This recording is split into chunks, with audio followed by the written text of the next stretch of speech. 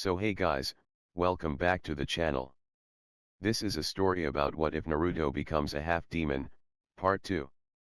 If you guys enjoy this what if and want next part of this video, comment down below to let me know. And before I start, please do support for more awesome contents, and leave a like and don't forget to subscribe to my channel. And share this video with your friends, and also check out the descriptions and check out the playlists. With that out of the way, let's start. Chapter 17. A month and a half later. It had been nearly 2 months since the Sasuke CRA incident. Nearly 2 months since Naruto and Haku had started dating, as well as his sudden arrangement with the youngest Hyuga sister. The blonde still got a chuckle when he recalled just how the spoiled Uchiha acted when he learned he couldn't get anything he wanted.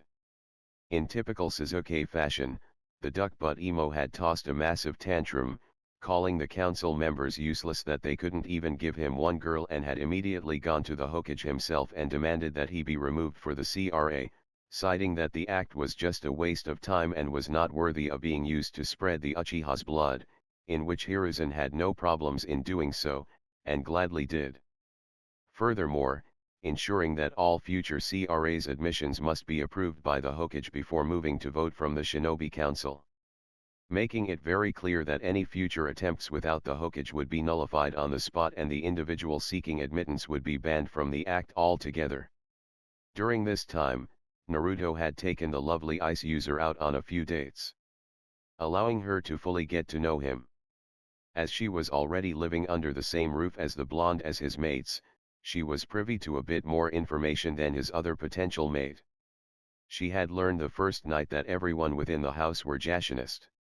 At first it had frightened her, though after sitting down and talking with the purple-haired Umbu woman, she saw the difference in their faith compared to what she thought she knew of the religion. It further shocked her to learn that they were also all half-demons. Though her blonde boyfriend had sat her down and explained it in detail of how it came to be. How he was nearly killed on his 6th birthday, and how his father had planned to manipulate him as a weapon for the village to conquer the known world, if Jashin hadn't intervened. The mere thought of a parent doing that to their child disgusted her to no end. The surprises continued to come for the ice user upon learning that after that night on his 6th birthday, the goddess of blood and carnage made the blonde her champion and tasked him with a quest to restore her name within the lands by eradicating the cult that had sullied the goddess's name, as well as sending a handful of other corrupt souls to the goddess. Though in the end, what she had learned about her blonde boyfriend had only made her love and respect him more. Here was a boy who had been hunted down, beaten, and even nearly killed by his own home, yet he still had so much compassion for those around him, when he should very well want to see the world burn around him. So, it was with this in mind that Haku had asked Naruto to mark her as one of his mates. As for the younger Hyuga sister, Naruto had been correct that the girl would be happy about the arrangement. In fact, the normal calm and collected girl was ecstatic, running around the compound to try and settle on something to wear for her date with the blonde. Much to the amusement of her father, and the ire of the elder Hyuga council that had immediately disapproved of Hayashi's actions, citing that she could have served the clan better if she was given to the last Uchiha, instead of the demon brat. Hayashi had merely ignored them, satisfied that he had thrown a massive wrench into their plans to manipulate his youngest all to honor tradition. The clan had scowled at the concept of keeping a stagnant belief of what was traditional that would eventually ruin the clan, though he also knew that change couldn't happen overnight and that, like a delicate flower, needed time to grow and blossom with the proper care and nurturing. Unlike with the others, Naruto had refrained from divulging everything about himself to the younger sister. Deciding that she wasn't ready to have such sensitive information thrust upon her.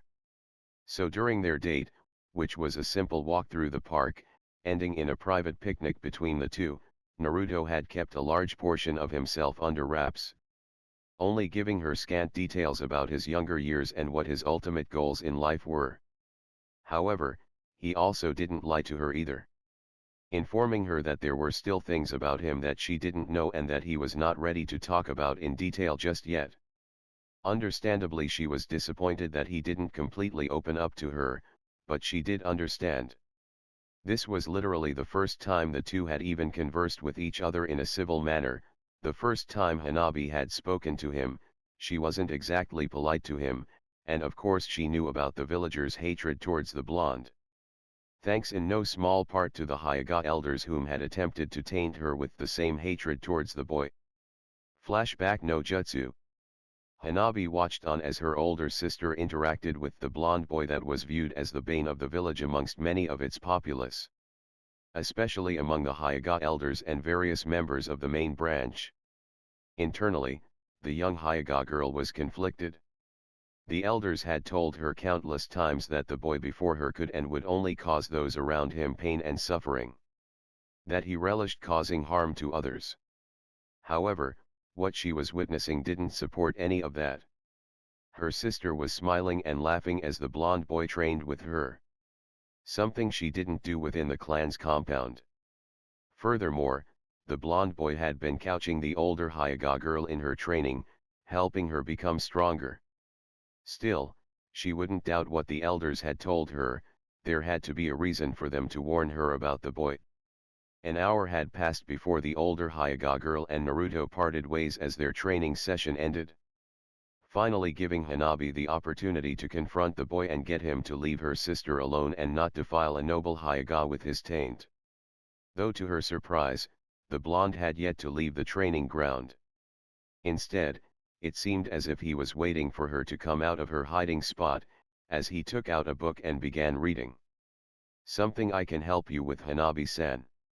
he inquired as she approached him, not even bothering to look up from his book. "Stay away from Hinata, freak," she stated with all the fury and anger she could muster. Though, she was actually scared of what he would do, having been told how dangerous he was by the elders. However, to her surprise, he merely chuckled. "Is that why you were spying on our training?" the blonde asked as he put his book away. "To see if what they say about me is true." Hanabi only scowled at the boy. "Tell you what, Hanabi-san," Naruto began as he approached her. "I will disappear from Hinata-chan's life if you can answer me one question, in your own words." "And what would that be, freak?" "If you can tell me, in your own words, why you despise me," he stated with a small grin. "And no repeating what others have told you. It must come from your own experience." Hanabi could only gape in response as she tried to think of exactly why she hated him. Was it because he was around her older sister? No, she felt jealous, and maybe even envious that Hinata acted more open towards the blonde boy before her, but this didn't elicit hatred from her. As she continued to ponder the question, she came to realize that she didn't know why she hated the boy, only that she was supposed to. I don't know," she finally admitted, hanging her head in shame, expecting him to laugh at her for her lack of an answer. To her surprise, she felt the soft touch of the blonde's fingers, lifting her head up so that she could look at him. A gentle smile on his face. "That is the first step, Hanabi-san," Naruto replied as he slowly removed his fingers from her chin. "First step for what?" she asked, her voice quiet. "In thinking for yourself." He smiled once more as he stood up and walked a short ways away from her before looking back over his shoulder at her. "Question everything you're told from everyone. Your clan's elder council, myself, and even the Hokage. Question everything." Flashback no jutsu dispel. These were the words the blonde had left her with on that day, and it was with these words that she began to see through the manipulations of the Hyuga elders, which she was eternally grateful for. Especially since the elders began to try to manipulate her into hating her older sister, since Hinata continued to associate with Naruto, much like they did with her cousin Neji, who now despised both Hinata and Naruto. The elders would constantly sanction spars between the two, in hopes that Neji, being a natural-born prodigy, would severely injure the Hyuga heiress, only for it to fail every time. Each time, Hinata would be wearing a trademark Anko grin, mocking the clan elders. To this day, Hanabi still felt guilty about how she had first acted when she encountered Naruto. Even after he had reassured her that he held no grudge against her, and pointed out that if she didn't confront him that day, she would be a mindless tool like her cousin for the elders to abuse. Though it was relieved a considerable amount knowing that he didn't blame her. With Team 7. It was the first time in the last 6 weeks that Team 7 was in the same place.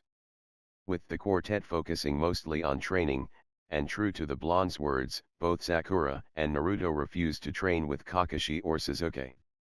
Which, despite his desire to approach his pink-haired teammate, suited the last Uchiha just fine. Though the silver-haired Jonin was becoming frustrated that the two refused any form of training or advice from him. Now, the four of them stood before the Hokage, awaiting their next mission, which was considered to be an A rank, due to the sensitivity of the mission. I am sending your team to Kirigakura no Sato, Kakashi. Hiruzen began, eyeing the team in front of them. This will be a diplomatic mission, as the new Mizukage has expressed interest in forming an alliance to aid in the village's rebuilding, now that their civil war had ended. I will do my best to ensure the mission is a success, and secure an alliance for the village. Kakashi bowed. I do believe this mission will be a good learning experience for Sasuke and the rest of Team 7 in the ways of diplomacy. The Hokage frowned at the Jonin's wording. He could see that the man was still putting the spoiled Uchiha first before the rest of the team. At least the man was at the very least attempting to include the other two, if only slightly. Inwardly sighing, he turned his attention back to the rest of the team. Due to how you handled the Tora incident, I am naming you, Naruto, as the emissary for our village. The Hokage stated, earning a scowl from the Uchiha boy. Hokage-sama, are you sure that is wise? Kakashi stammered in confusion. Surely Sasuke or myself would be a better option to be the village's emissary. Are you questioning me, Haytake? The old man challenged, prompting the cycloptic Jonin to take a step back as the village leader leaked a considerable amount of killing intent. Of course not, Hokage-sama. The silver-haired man quickly stated. When do we leave? Naruto decided to speak up, ignoring that Kakashi was once again pushing the Uchiha once more. Early tomorrow morning. Hiruzen instructed as he handed the blonde a seal scroll. This scroll is only to be opened by the Mizukage. You are dismissed for the rest of the day. Both Sakura and Naruto gave a short bow to the village leader before departing the office. Leaving behind a furious Uchiha, for once again being passed over for an important assignment in favor of the idiot loser teammate, before he stomped out of the room. Leaving only Kakashi and the Hokage, the former not looking forward to how this coming conversation was going to go. Report Kakashi, how is your team's training progressing? Sasuke is progressing nicely and is even quicker to learn new techniques now that he unlocked his sharingan. The silver-haired Jonin reported. And the rest of your team? The Hokage inquired with a clipped tone. Honestly, I don't know. Kakashi sighed in defeat. I have tried to invite them to train with Sasuke and I, but the two refuse to train under me.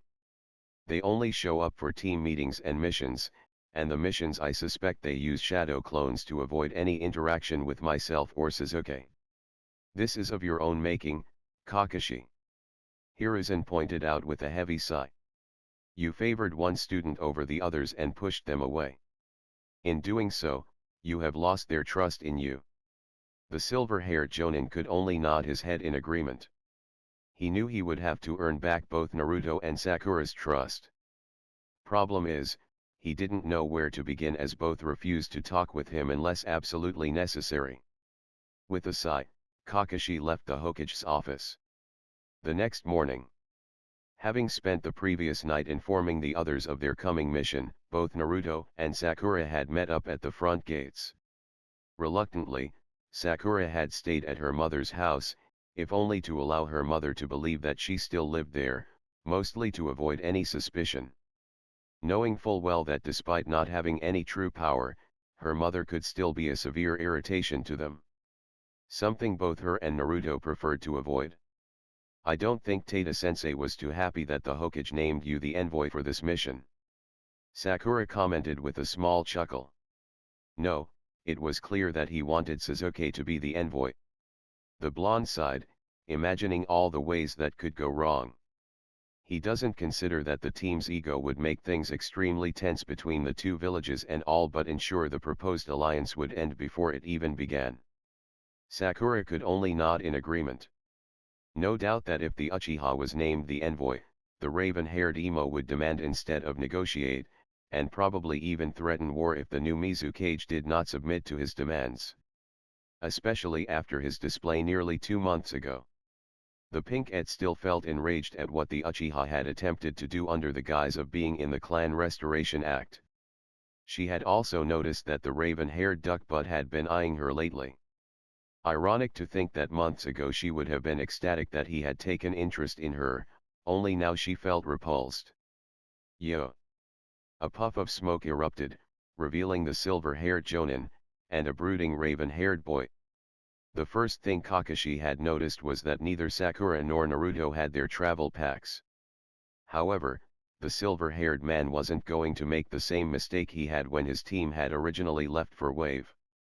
He merely accepted that the blonde knew Fuinjutsu, and had no doubt taught Sakura since the two of them were always together. Which of course led to his next problem, as he cast his eyes between the pink-haired girl and the last Uchiha. Just before they had arrived at the gates, the raven-haired boy had implied that he was interested in his pink-haired teammate, and would like Kakashi to help her fall for him. While not full on asking for help, it was the closest anyone would ever get from the prideful Uchiha. The cycloptic Jonin knew that it was not going to end well. Still, he didn't see any harm in helping the boy. If it would help get the boy's mind off of revenge for even a handful of minutes, he would do what he could to help. Regardless, it would be up to Sasuke in the end to woo the girl to his side. All he could do is get them alone together. Alright, to get to Kirigakura no Sato we will need to head east. Kakashi began, catching the attention of his students. We will be stopping in Nami no Kuni before securing a ship to Mizu no Kuni. Great, we can catch up with Tsunami-chan and see how Wave is doing. Naruto grinned, earning a chuckle from his pink-haired mate. Only shaking his head in response, the silver-haired Jonin motioned for his team to move out. Already feeling that this mission was going to give him a massive headache. 3 days later. With no civilians, and no conspiring from the Uchiha at night, Team 7 had arrived in Nami no Kuni after only 3 days of traveling. Unknown to Kakashi or the brooding emo, Naruto had already sent a shadow clone ahead to notify his blue-haired mate of their coming arrival. Which had surprised the remainder of Team 7 when the Wave Daimyo had greeted their arrival on the Great Naruto Bridge. Of course, there had been another reason that Naruto had notified Tsunami of their arrival. Due to their constant communication back and forth, the blonde Hanyu had known that Jashinism was now practiced more openly within Wave. Something he knew that the lazy Jonin would not understand nor care to. As a precaution, Tsunami had instructed the village to be subtle about their faith in front of both Kakashi and Sasuke.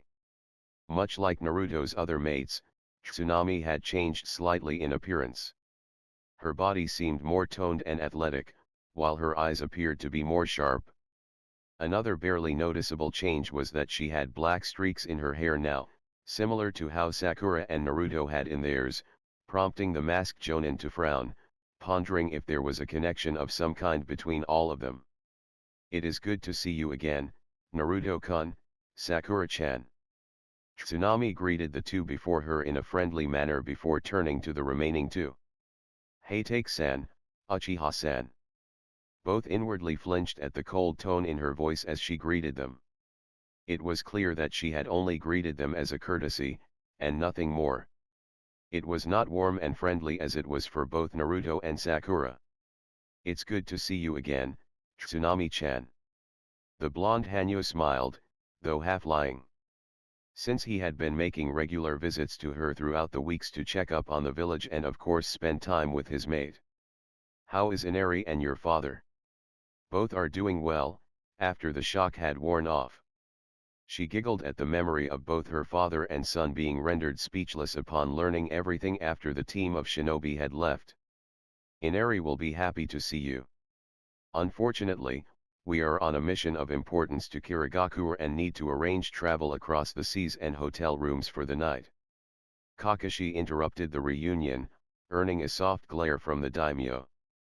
The ship to take you to Mizuno-kuni will arrive early tomorrow morning. Tsunami informed the jonin. And I have already reserved 2 hotel rooms for the night that you may stay in. How did you? I sent a shadow clone ahead to let Tsunami-chan know we were coming. The blonde grinned. How else did you think she knew to greet us at the bridge? I see. Was all Kakashi could say as he cocked an eyebrow at the blonde genin. Though he couldn't fault the young teenager, as it did make the trip a bit more smoother, and Wave was considered an ally to Konoha. Good thinking, Naruto.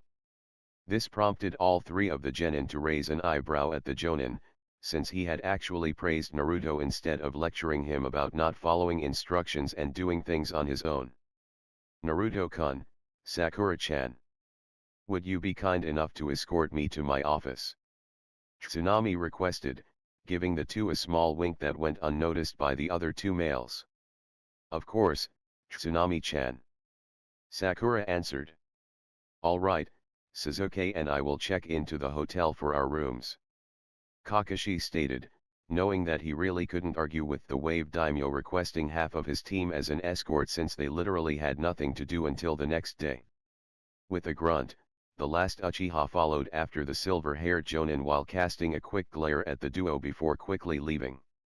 This of course did not go unnoticed by the trio, as they softly chuckled at the duck-butt's actions. Once both Kakashi and Sasuke were out of sight, Tsunami brought her mate into a firm hug as she captured his lips with her own. Showing how much she had missed him, even though it had been no longer than a week since they had last seen each other. I want one too. Sakura pouted while crossing her arms in front of her chest, prompting the 2 to break their kiss and chuckle and their fellow Hanyu. Don't worry Sakura-chan, you'll get more than a kiss later. The blonde teased, causing the girl to blush much to Tsunami's amusement. Let's head to my office so that we may all catch up. The blonde suggested before leading the way. The 2 Hanyus falling into step alongside her. As the 3 walked through the village, numerous villagers had stopped to greet the hero of the wave, as he had been called, though the blonde had merely shrugged it off and requested that they treat him just like anyone else, stating that he only did what any decent person would have done. Though the villagers knew that he was only being humble, which only served to elevate their view of him higher. Many mentally thanking Jashin for sending him to their home to begin with. No matter what you tell them Naruto-kun, Tsunami began as they entered her office. They will always see you as the hero of the wave that liberated their homes from a tyrant. Not to say you didn't do anything, Sakura-chan. No, he deserves the recognition. The pink-et replied. I was just starting to get out of my fangirl phase at the time. Naruto-kun was the driving force behind Gato's demise and the liberation of Wave. You know, Anko-chan is still waiting for that threesome with you, Tsunami-chan. Naruto grinned, prompting the blonde to blush in response. Sakura as well, as she had also been invited a few times over the past few weeks, as the snake mistress's sexual appetite was insatiable. Something her inner self was in pure ecstasy about, and would constantly gush about. Not to mention the time Anko had organized a small orgy with herself, Hinata, Ari, and the snake mistress. Needless to say, she never knew shadow clones could be used in such a way. Even better was that Naruto had done it in such a way that none of them knew which one was a shadow clone and which one was the real Naruto. Maybe during your village's Chuunin exams, as I understand should be coming up in a few months. The woman replied with a grin, breaking Sakura out of her memories. Yup, they start a month after my birthday. Naruto answered, though he didn't miss the mischievous look in both Tsunami's and Sakura's eyes when he mentioned birthday. Immediately, Ari began to flood his mind with mental images of Sakura and Tsunami making out with each other, on top of a large cake cover in frosting. That wasn't nice, Ori-chan. He mentally replied. Don't act like you wouldn't love that. The fox girl grinned. No, I would. But I also think you would look good covered in frosting as well. He smirked, prompting the kitsune to blush at the image. I've noticed that the villagers don't take too kindly to Sasuke team and Tada-sensei. Sakura commented, as she had observed many of the civilians glaring at the raven-haired emo. Many still hold the two at fault for nearly making things worse. Tsunami explained. For example, if Naruto-kun had listened to Hatake-san, Gato would have gotten a bargaining chip in myself and my son.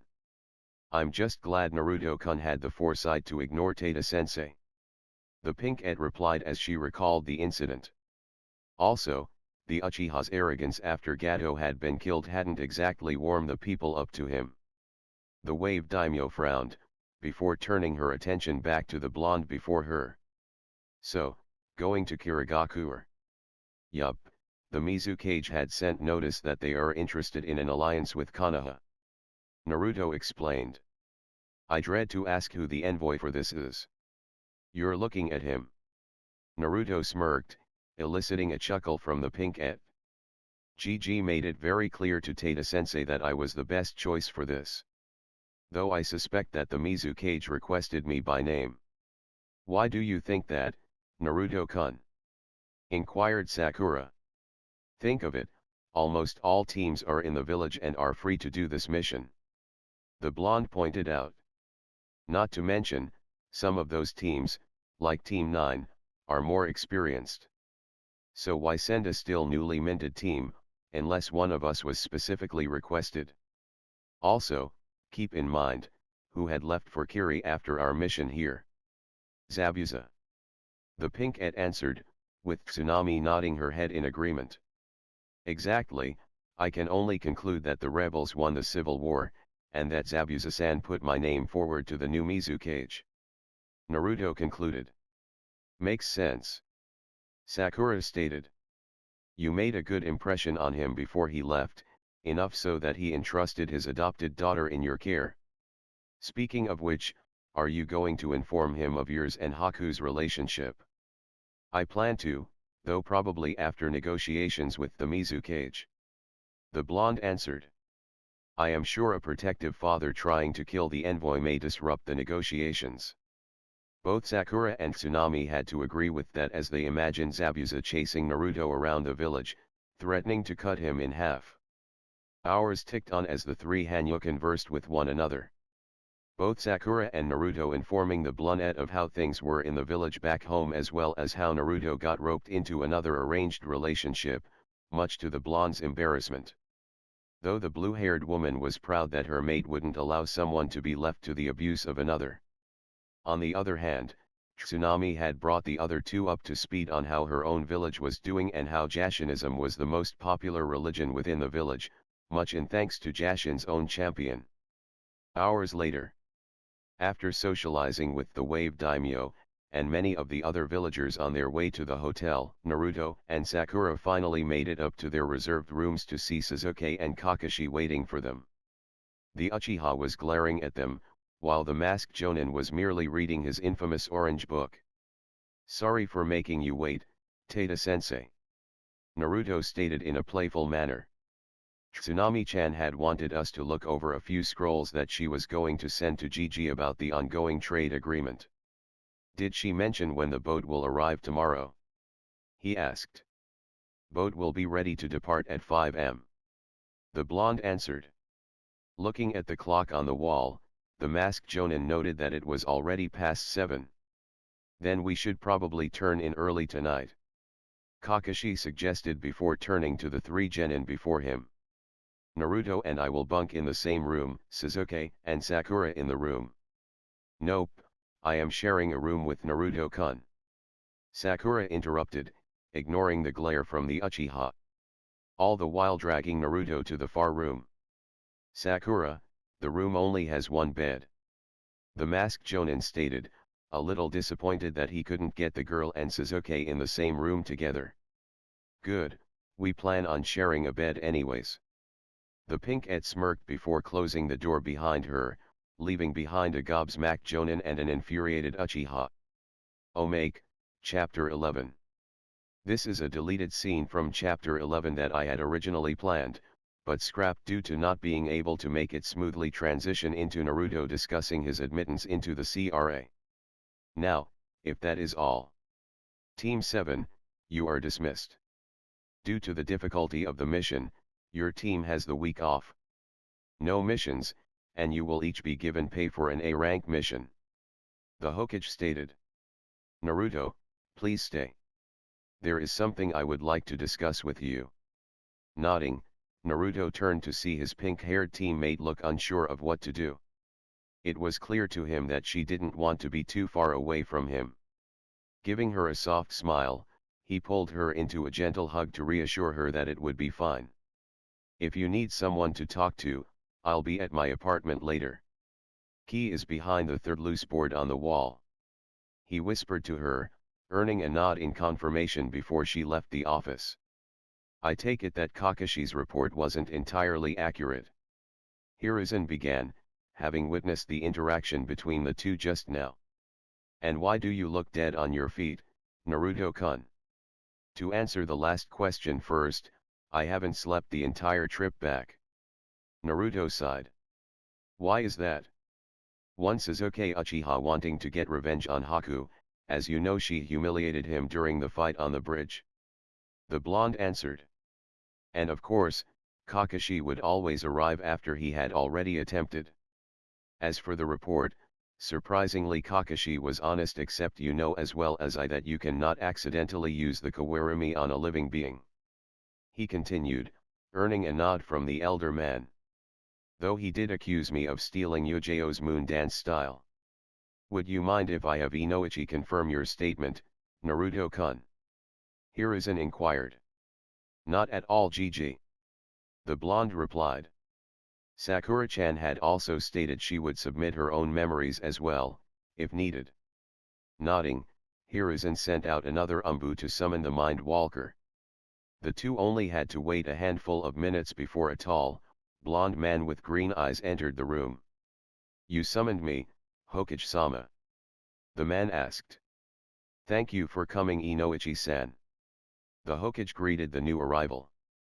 And yes, I would like you to enter Naruto-kun's mind and confirm what he had reported about his recent mission. Hiruzen then went on to give a summarized report of what he was told from both Kakashi and Naruto. Explaining that the things the blonde boy had told him greatly worried him, since one of his top jonins was dangerously close to committing treason with his favoritism towards the Uchiha boy. Are you ready, Naruto? Inukai asked, getting a nod from the blonde boy. The Yamanaka placed his hand on the boy's head. Seiko Denshin. Naruto's mindscape. After a momentary flash of light, Inoichi found himself in the middle of a field. Surprising the Mind Walker, as most minds were cluttered hallways with disorganized memories and shades of color that represented the person's most prevalent emotions. Looking around, he spotted a lone house in front of him. At the door, a slender woman awaited him. Another thing he noticed was there was no giant fox anywhere in sight. Shrugging it off, he figured the boy had it locked away in a separate location of his mind. Welcome, Inoichi-san. The woman greeted as the man walked towards the house. Forgive my intrusion, miss. Inoichi apologized, figuring this woman to be a manifestation of the boy. Perhaps a mother figure, since Naruto grew up without the love of any of his parents. Ari, and it is fine. The woman replied as she opened the door to allow him inside. Naruto-kun told me you would be coming to check his memories. I have already set out the photo album for you. Would you like some tea? Yes, please. He smiled as he entered the house, spotting the mentioned photo album on the table. Amazing that Naruto could compartmentalize his memories in such a way. Sitting down at the table, he began to sift through the album, focusing only on the photos of the mission. Each picture playing like a small movie from Naruto's point of view. Inoichi was impressed at the combat prowess of the blonde, whom nearly everyone had dismissed as being the dead last of the academy, as he watched the fight between Naruto and Zabuza. After a few moments, the woman identified as Uri set a cup of tea down in front of him, with Inukai giving thanks to her hospitality. Meanwhile, the woman took a seat across the table and sipped her own tea. Inoichi couldn't help but blush when he came across the memory of Naruto and Tsunami going at it in her office, quickly flipping the page so as not to intrude on such a personal memory. Nearly 20 minutes had passed before the blonde man was finished looking over the memories. What he had found had made him sick at his fellow Jonin's actions. There was not a doubt in his mind that Kakashi was treading on dangerous territory with his favoritism. "Thank you for the tea, and allowing me to look through these," Inoichi stated as he handed the photo album back to the woman. "It is not a problem, Inoichi-san." Ari bowed. "I hope they helped."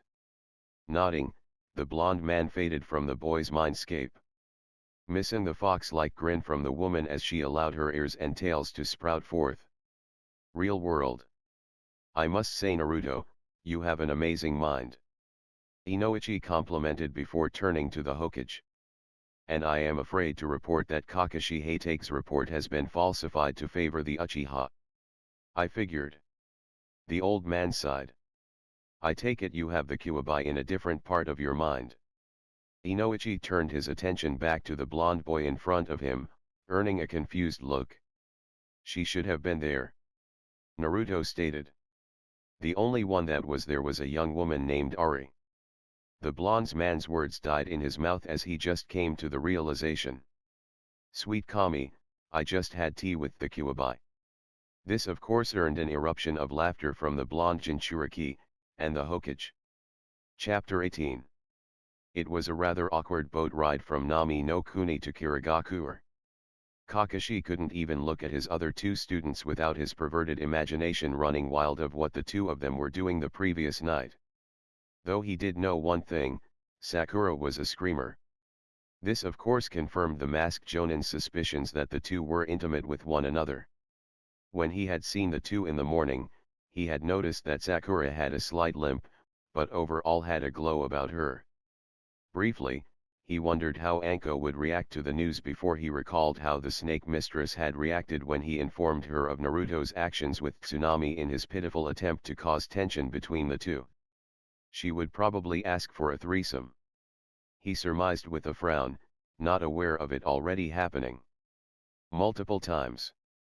Casually, he turned his attention to his other student, wondering how he was taking the not-so-subtle revelation. This of course opened up other concerns for the silver-haired man. One being his other student. With the request the boy had made prior to leaving the village, it was clear that the last Uchiha had taken notice of his pink-haired teammate. Something in the pit of his stomach told him that the raven-haired teen wasn't taking the revelation too well. Another concern that the masked Jonin was facing, though not on a personal level, was how he was going to explain it if Sakura got pregnant. Due to, by extension, he would be held accountable for allowing such actions to happen. On the other side of the vessel, the last Uchiha was simmering in his own hatred as he glared the blonde and pink-haired couple, whom were at the bow of the boat they were on, both reading their respective books. The raven-haired emo was infuriated at what had transpired last night, and even more so when the two continued to act as if everything was perfectly normal. His black eyes turned towards his supposed sensei. "Worthless fool couldn't even get us in the same room." The Uchiha seethed. "If the idiot could have done what I required, it would have been my name," she would be screaming out. "Not that dopes." As the raven-haired emo continued to brood over the recent events, a small smile appeared on his face. "Still, this could work to my advantage." He grinned. "With them being intimate with one another, it will crush her even more when I tell her of the loser's affair." Thus, the prideful Uchiha began to plot how he would reveal the blonde dope's lecherous ways. "How long before we arrive, Naruto-kun?" Sakura asked as she placed a bookmarker in her book and closed it, sealing it away in one of her many seals that lined her vest. "About 2 hours longer." The blonde estimated as he accounted for the time they had been on the boat already, and the distance between wave and Kiri. Maybe a little less, now that we are going with the tide. Sakura nodded as she turned and laid her head on the blonde's shoulder. Letting out a sigh of contentment at the close proximity of her mate, before a perverted grin came across her face. You know, we could always go below deck and have an encore of last night, she suggested seductively. You're insatiable, you know that, right? He chuckled. Sadly, if we were to do that, the trip may take longer, as we would no doubt distract the crew and the captain. Not to mention, the team has been in a broodier mood than usual.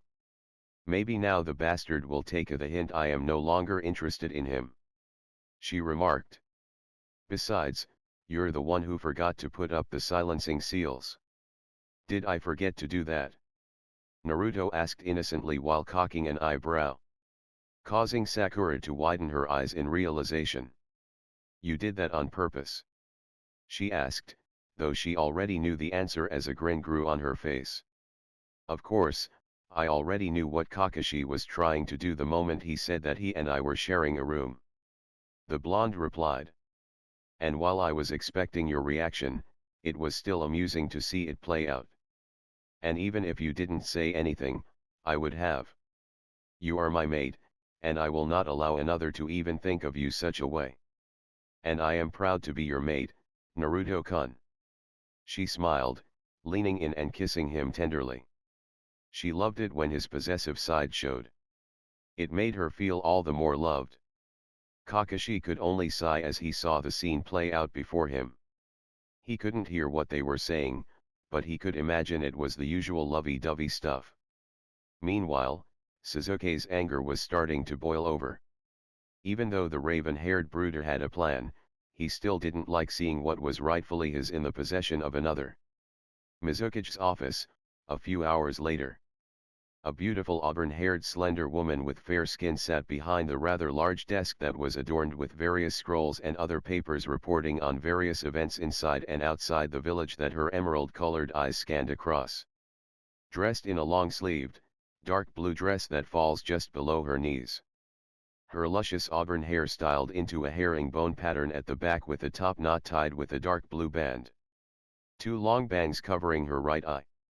In the room with her was a large man, with a massive sword on his back, leaning against the doorway. A new kiri headband around his head. This man was none other than Zabuza Momokai, former missing nin. So tell me about this delegate you highly recommended. The woman asked as she put down the scroll she was reading and gazed upon the large swordsman. I suspect he must be an accomplished shinobi if they are receiving such high praises from you. Perhaps a jonin, maybe. Actually, he is only a genin. The large man nervously chuckled as the Mizukage fixed him with a glare. What? She exclaimed. You highly recommended a mere genin to handle negotiations. This Gaki isn't your typical genin. He pointed out. He had best me in a head-on duel, and even now, I get the feeling he was still holding back. Not to mention, do you think I would trust just anyone with my adopted daughter? This caught the auburn-haired woman's attention. While she had not met the girl personally, it became very clear to her early on when Zabuza returned to join the rebels, that the large swordsman cared deeply for the girl. Even carrying a small picture of her. When asked about it, he answered honestly that she was the reason he was fighting. Add to the fact that this genin had bested one of the 7 swordsmen of the mist. Tell me more about him, she instructed. Name, appearance. Leave nothing out. Zabuza frowned at the order, but obliged nonetheless. Let's see. He stands about 180 centimeters tall, 5 feet 9 inches, blonde hair with black streaks. Eyes are ocean blue. Athletic build, and usually wears a black trench coat. Unknown to the swordsman as he continued to describe the Gaki, Mei was beginning to imagine what he looked like and was even starting to fantasize the blonde shinobi being her perfect husband. A blush creeping across her face. Mei-sama. Zabuza asked, seeing a glazed look come over her eyes. And what of the rest of his team?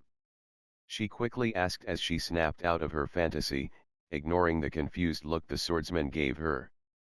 Unknown to her, while she was fantasizing, the swordsman had already given a rundown of the rest of the team members. As I said, most of the team is worthless. He sighed, having to repeat it again. The only one really worth a damn is the pink-haired girl, Sakura. She shows promise. The other two are Sasuke Uchiha, and Kakashi Hatake, the copycat shinobi. The Uchiha is a spoiled brat whose ego outweighs his actual skill. Brat even performed a kawarimi on his pink-haired teammate to avoid an attack meant for him. Zabuza scowled at the memory. While Kakashi is skilled as a jonin, it appears having the Uchiha on his team has clouded his judgment. So expect the Uchiha to demand something, while Kakashi will probably more subtly present the Uchiha in a more favorable light. The man finished, having given the Mizukage the shortened version of what he had said previously.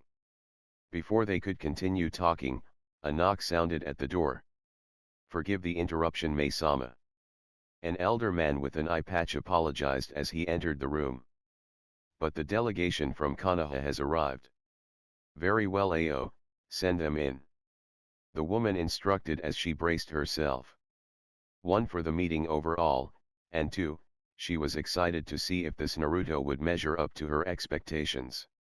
Silently, the elder man left only to return a few short minutes later with a group of 4-leaf shinobi. Leading the team was Kakashi himself, for once his nose was not stuck in his favored orange book. He had a bored look about him. Directly behind him was a brooding Uchiha, arms crossed over his chest. It was clear with the look on his face that the raven-haired boy was not in the best of moods. Following the raven-haired emo was a pink-haired girl in a red vest. The first thing both Zabuza and May noted was that her pink hair now had black streaks through it as well, prompting the swordsman to raise a non-existent eyebrow. The last that entered was the blonde genin himself. At the sight of him, May couldn't believe her eyes. If anything, her little fantasy of the blonde didn't do him nearly enough justice. The Mizukage could only blush when her eyes fell upon the blonde. Aside from how Zabuza had described him, he appeared far more toned in muscle than the swordsman implied. Not to mention, he had an air of confidence and strength around him. "Hey, no brows." Naruto greeted the swordsman, causing the auburn-haired woman to snicker as the large man's non-existent eyebrow twitched. "Gaki," he replied evenly. "So, which of you is the envoy?" the woman asked, as she eyed the occupants in the room. In truth, she already knew who the envoy was, but she wanted to see for herself if what Zabuza had reported was accurate about the masked jonin. She was not disappointed as she saw the man's eyes gaze over the raven-haired boy for a moment, before reluctantly turning his attention to the blonde. "Naruto here has the scroll from the Hokage," Kakashi answered, though his tone implied that the man still was not confident in the village leader's choice. "Very well, you may present the scroll," May stated. "Of course, Mizukage-sama," Naruto replied as he unsealed the scroll Hiruzen had given him and handed it to the auburn-haired woman. "Please, call me May or May-chan." She winked as she took the scroll. "Looks like you gained the attention of another woman, Naruto-kun," Ari teased from the back of his mind. "And a cage no less." Naruto himself could only mentally sigh, despite not showing it on the outside. Turning his attention to his pink-haired mate, he could see her struggling not to giggle at the interaction between the two. "Well, two can play this game," he mentally grinned. "Of course, I only merely wished to show such a beautiful woman as yourself the proper respect of your title, Mayheim," he replied with a wink, prompting the auburn-haired woman to blush. "Oh damn, Naruto-kun just laid it on thick and heavy." Inner Sakura chuckled. "I know, maybe the Uchiha team could take some lessons from Naruto-kun on how to talk to a woman." She mentally giggled as she could see the scowl on the Uchiha's face, a disappointed look on their supposed sensei's face. "Naruto, you are to be discussing official business from Konoha. Kakashi reprimanded. Not flirting with women. As he said this, he missed the scowl that now adorned the Mizuki's face before she turned her attention back to the blonde in front of her. Opening the scroll she had been given, she began to browse over the various items the Hokage and by extension, Konoha was offering and requesting for the two villages' alliance. Majority of what was written was the usually mundane stuff that literally every alliance was offered. Aid during times of war, help with supplies and trade routes, and so forth. Of course Hiruzen had extended an offer for the two of them to meet in person to discuss the finer details of the alliance, so that both villages prospered under the alliance. Very well Naruto-kun, let's get down to business then. She smiled at the blonde across from her. The rest of you may leave while we talk. Reluctantly Kakashi ushered the rest of his team out, followed by Zabuza, though not before casting a warning glare to the blonde. Though it wasn't missed by the auburn-haired woman that the girl identified as Sakura gave the blonde a small wink before exiting with the rest of the group. Closing the door behind them. I take it there is something between you two? Mei inquired, her eyebrow raised in curiosity. She's one of my girlfriends. Naruto replied honestly. And yet you were openly flirting with me in front of her.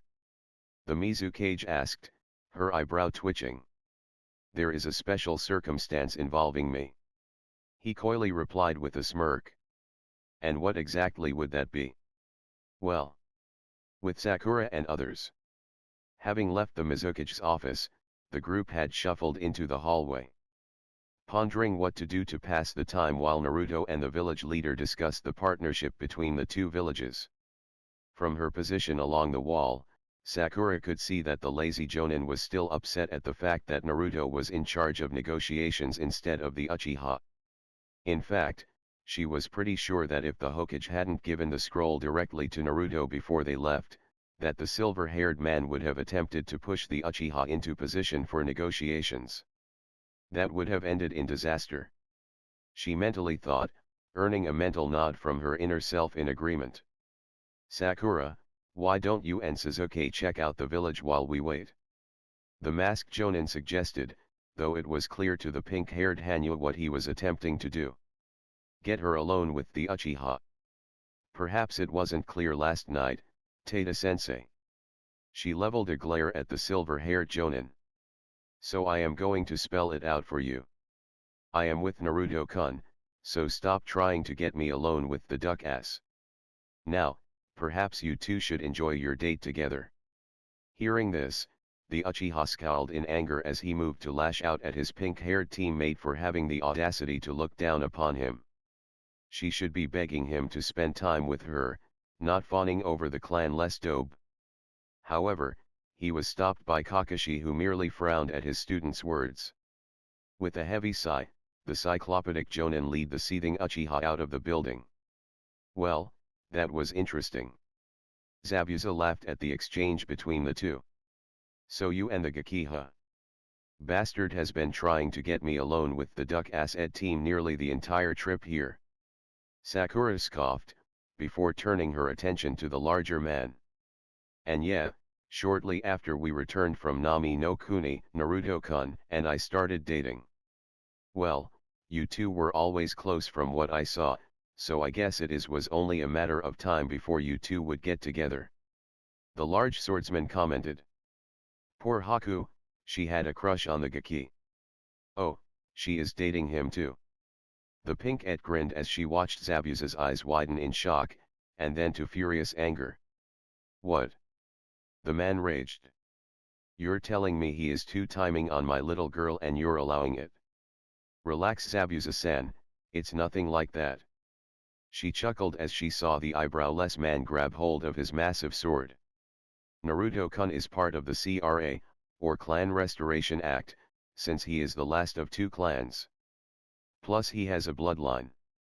This allows him to legally take multiple wives, though he is very adamant that it must be a union of love. So how did my Haku get dragged into this? The large man asked, after relaxing a little upon hearing the new information. though still not liking the idea of his adopted daughter in such a relationship, but as long as she was happy, he really couldn't object. Well, originally Naruto-kun wanted to take it slow and let her decide when she wanted to start the relationship. However, the bastard Uchiha had other plans. Sakura scowled at the memory. Sadly, the bastard is the last of his clan as well. So he tried using the CRA to trap Haku-chan with him, with her chakra sealed.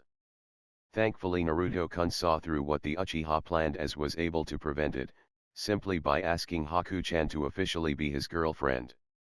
And if she is already with someone that is in the program, she cannot be forced into being with someone else. Zabuza surmised. Very smart Gaki, very smart. Yeah, Sasuke team threw a massive fit when he didn't get what he wanted and pulled himself from the program. She chuckled. Anyways, speaking of the duck ass, I should go follow them to make sure they don't get into any trouble. I'll come along with you. There are still pockets of bloodline haters, and with the ego of the Uchiha brat, he is guaranteed to attract attention. Nodding, the two departed the Mizukage Tower to trail the two sharingan users. Though Sakura's instincts were screaming that something was going to happen involving those two, something bad. With Sasuke and Kakashi. Sasuke was pissed. That pink-haired bitch had the audacity to blatantly disrespect him in front of others. Even more so that she would choose that dope over him, a Uchiha elite. Not to mention how she casually talked about what her actions with that she did with blonde loser last night without any shame. She will be mine. He seethed before he turned his attention to the masked jonin that was walking alongside him with his nose in his infamous orange book. You couldn't even get her alone with me for 5 minutes. That is all I need to make her mine. Mama, you shouldn't worry about it. Kakashi waved dismissively, though frowning at how his favored student was acting. Perhaps it was best if Sakura was already in another relationship. Sasuke merely scoffed at the lazy jonin's words. She should be begging to be with me. Not that clan-less loser. Sasuke gritted out. I'm an Uchiha elite. She should be spreading her legs for me and me alone. Kakashi could only frown as he listened to the raven-haired boy rant, shaking his head with a sigh. Turning his attention back to his orange book. Though while it appeared he was reading, his mind was elsewhere. Namely his pink-haired student. He could have sworn her eyes held a yellow tint when she spoke to them moments earlier. Then there was also the black streaks that she now sported in her hair. Lastly, he had noticed a tattoo-like design on her, just where her shoulders met her neck.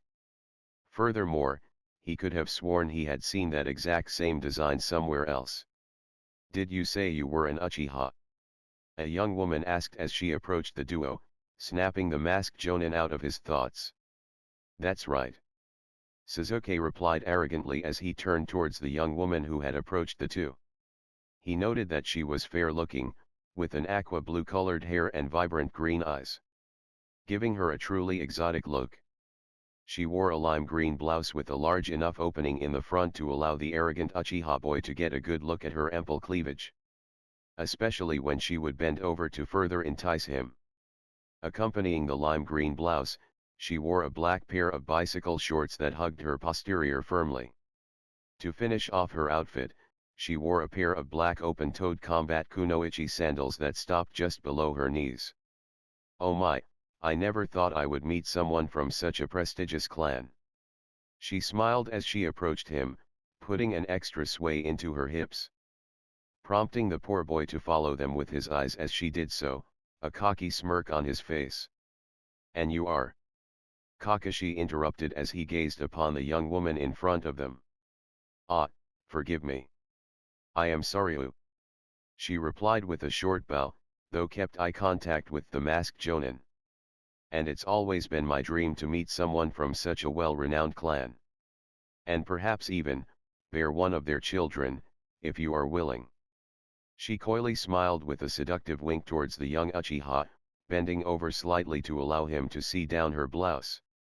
As Kakashi watched on, he felt something was off about the entire scenario, though his thoughts were scattered and unfocused.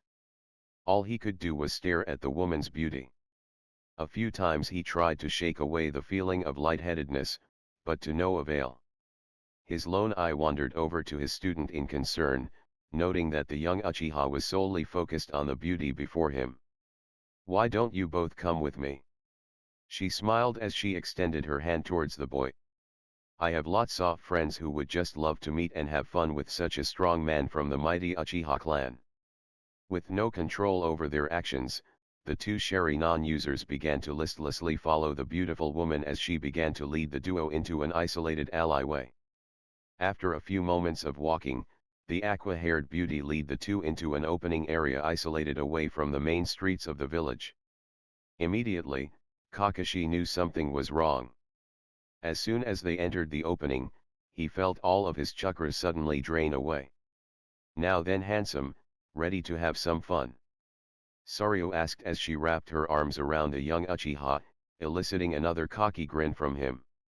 So focused was he on the woman in front of him, that he didn't notice just over a dozen of people that began filling into the area.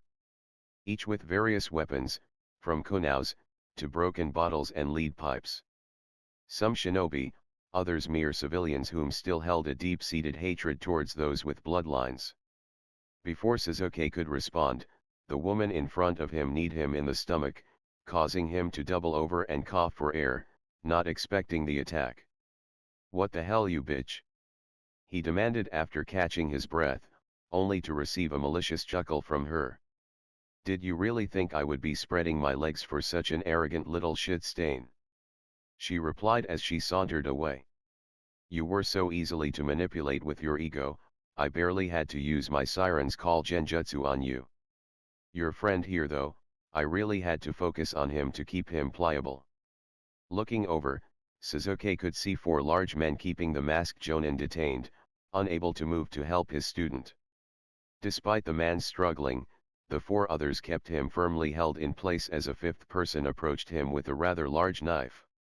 Knowing he had to do something, Sasuke tried to activate his sharingan, only for nothing to happen. A look mixed of shock and fury came across his face as he glared at the woman once more. "Ah, are you trying to activate your bloodline?" Sarutobi taunted.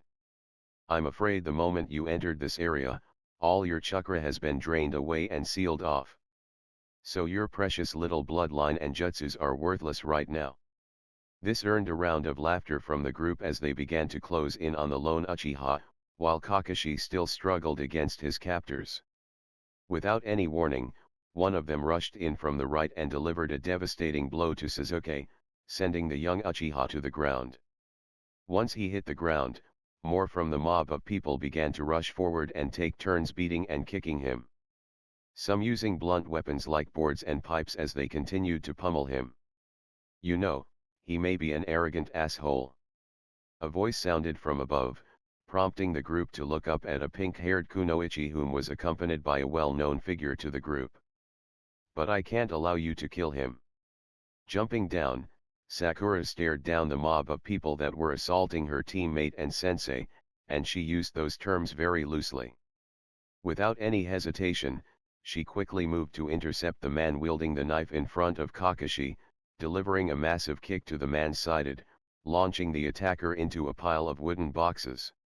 Two more of the mob rushed forward to attack the new arrival, only to be swiftly cut down by Zabuza's massive blade, prompting everyone else to scream out in horror upon seeing their fellow bloodline haters split in two by the man's massive blade. Seeing that Zabuza had her back, Sakura swiftly moved to where Kakashi was still struggling against the four holding him. Delivering a fast punch to one of the man's stomach, causing him to release the masked jonin, giving Kakashi a bit more room to move. Without delay, the pink-haired Hanyo grabbed the man's head and jumped, delivering a knee of the face, effectively knocking him out. Turning, she could see that Kakashi had finally managed to free himself, knocking two of the men out before rushing over to aid the fallen Uchiha, causing the pink-ed to scoff. She knew his injuries were nowhere near as bad to require such concern, at most he would have a few minor bruises, as well as to his pride. Shaking her head, Sakura turned her attention back to the remaining group who were now attempting to flee. Not that she could blame them, Zabuza was slicing through them with no remorse. Among his victims, was none other than the young woman who had lured Kakashi and Sasuke into the alleyway. After a handful of minutes, the mob had been dispersed, mostly by Zabuza, leaving the four of them standing among scattered bodies, many of which were cleaved cleanly in half. I would have had them, Sasuke arrogantly stated, causing both Sakura and Zabuza to roll their eyes at the boy's ego. Of course you would have, the large swordsman said dismissively, earning a glare from the raven-haired emo. You've improved, Sakura, Kakashi stated, recognizing her skill when she had dispatched his attackers. Naruto-kun is a good teacher and actually helps me train, she replied, taking a jab at Kakashi's overall performance as the team's sensei. The masked jonin only looked down to the ground in shame, knowing full well what his pink-haired student was implying. Not saying a word, he followed Zabuza back out into the main streets of the village, leaving both Sasuke and Sakura behind to catch up. So you're no longer a pathetic weakling, I guess that dope is good for something, Sasuke stated as he looked over the pink's form, causing her to glare at him for his words against her mate. You should feel honored now. And why is that? She asked, narrowing her eyes at the Uchiha. Because I now deem you worthy of bearing my children to help restore my great clan, he smugly stated. Leave that pathetic loser and stand by me, just like how you always wanted to. I guess you do live up to your Uchiha reputation, Sakura responded. Always trying to steal the work of others. This of course caused the raven-haired boy to cast an anger-filled glare at the pink-haired girl for her comment against his clan. And besides, I am loyal only to Naruto-kun, she stated with finality in her voice. Too bad he isn't loyal to you, he smirked, knowing that she had walked right into this revelation that he was all too happy to enlighten her about. Oh, didn't you know? Sasuke continued. You ever so loyal Naruto-kun is fucking that snake were dash. He never got to finish as Sakura and quickly rounded on him and grabbed him by his throat, lifting him up in the air much to his shock and horror as her eyes flashed an eerie yellow, showing her anger at the arrogant boy before her. I believe Naruto-kun already warned you about speaking of Anko-chan like that. She grinned, though this grin carried a malicious feeling behind it. And for your information, Uchiha, I am well aware of Naruto-kun's interactions with Anko-chan. Seeing that Sasuke was starting to turn blue due to the lack of oxygen, she threw him to the ground harshly. Sneering down at him, she turned and left the area, leaving behind a seething Uchiha who was now trying to catch his breath, before struggling to get up to follow the rest of his team. Mizukage Tower, a few minutes later. After the confrontation between Sasuke, Kakashi, and the remnants of the bloodline haters, the group found themselves back in the Mizukage Tower. Though tensions were thick between Sasuke and his pink-haired teammate, he was still livid about what she had not only did, but also told him. Though he also carried with him a healthy amount of fear of her as well, her yellow eyes not leaving his memory. He saw what they promised. Pain. Pure, unbridled pain if he dared encroach upon her territory again. Not to mention the strength she had displayed. Not that he would admit it.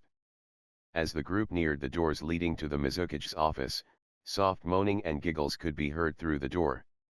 Sakura mentally chuckled to herself, whilst Kakashi quickly moved over to the doors and threw them open, exposing the auburn-haired woman now straddling the blonde in his chair with her arms wrapped around his neck as they continued to make out with one another.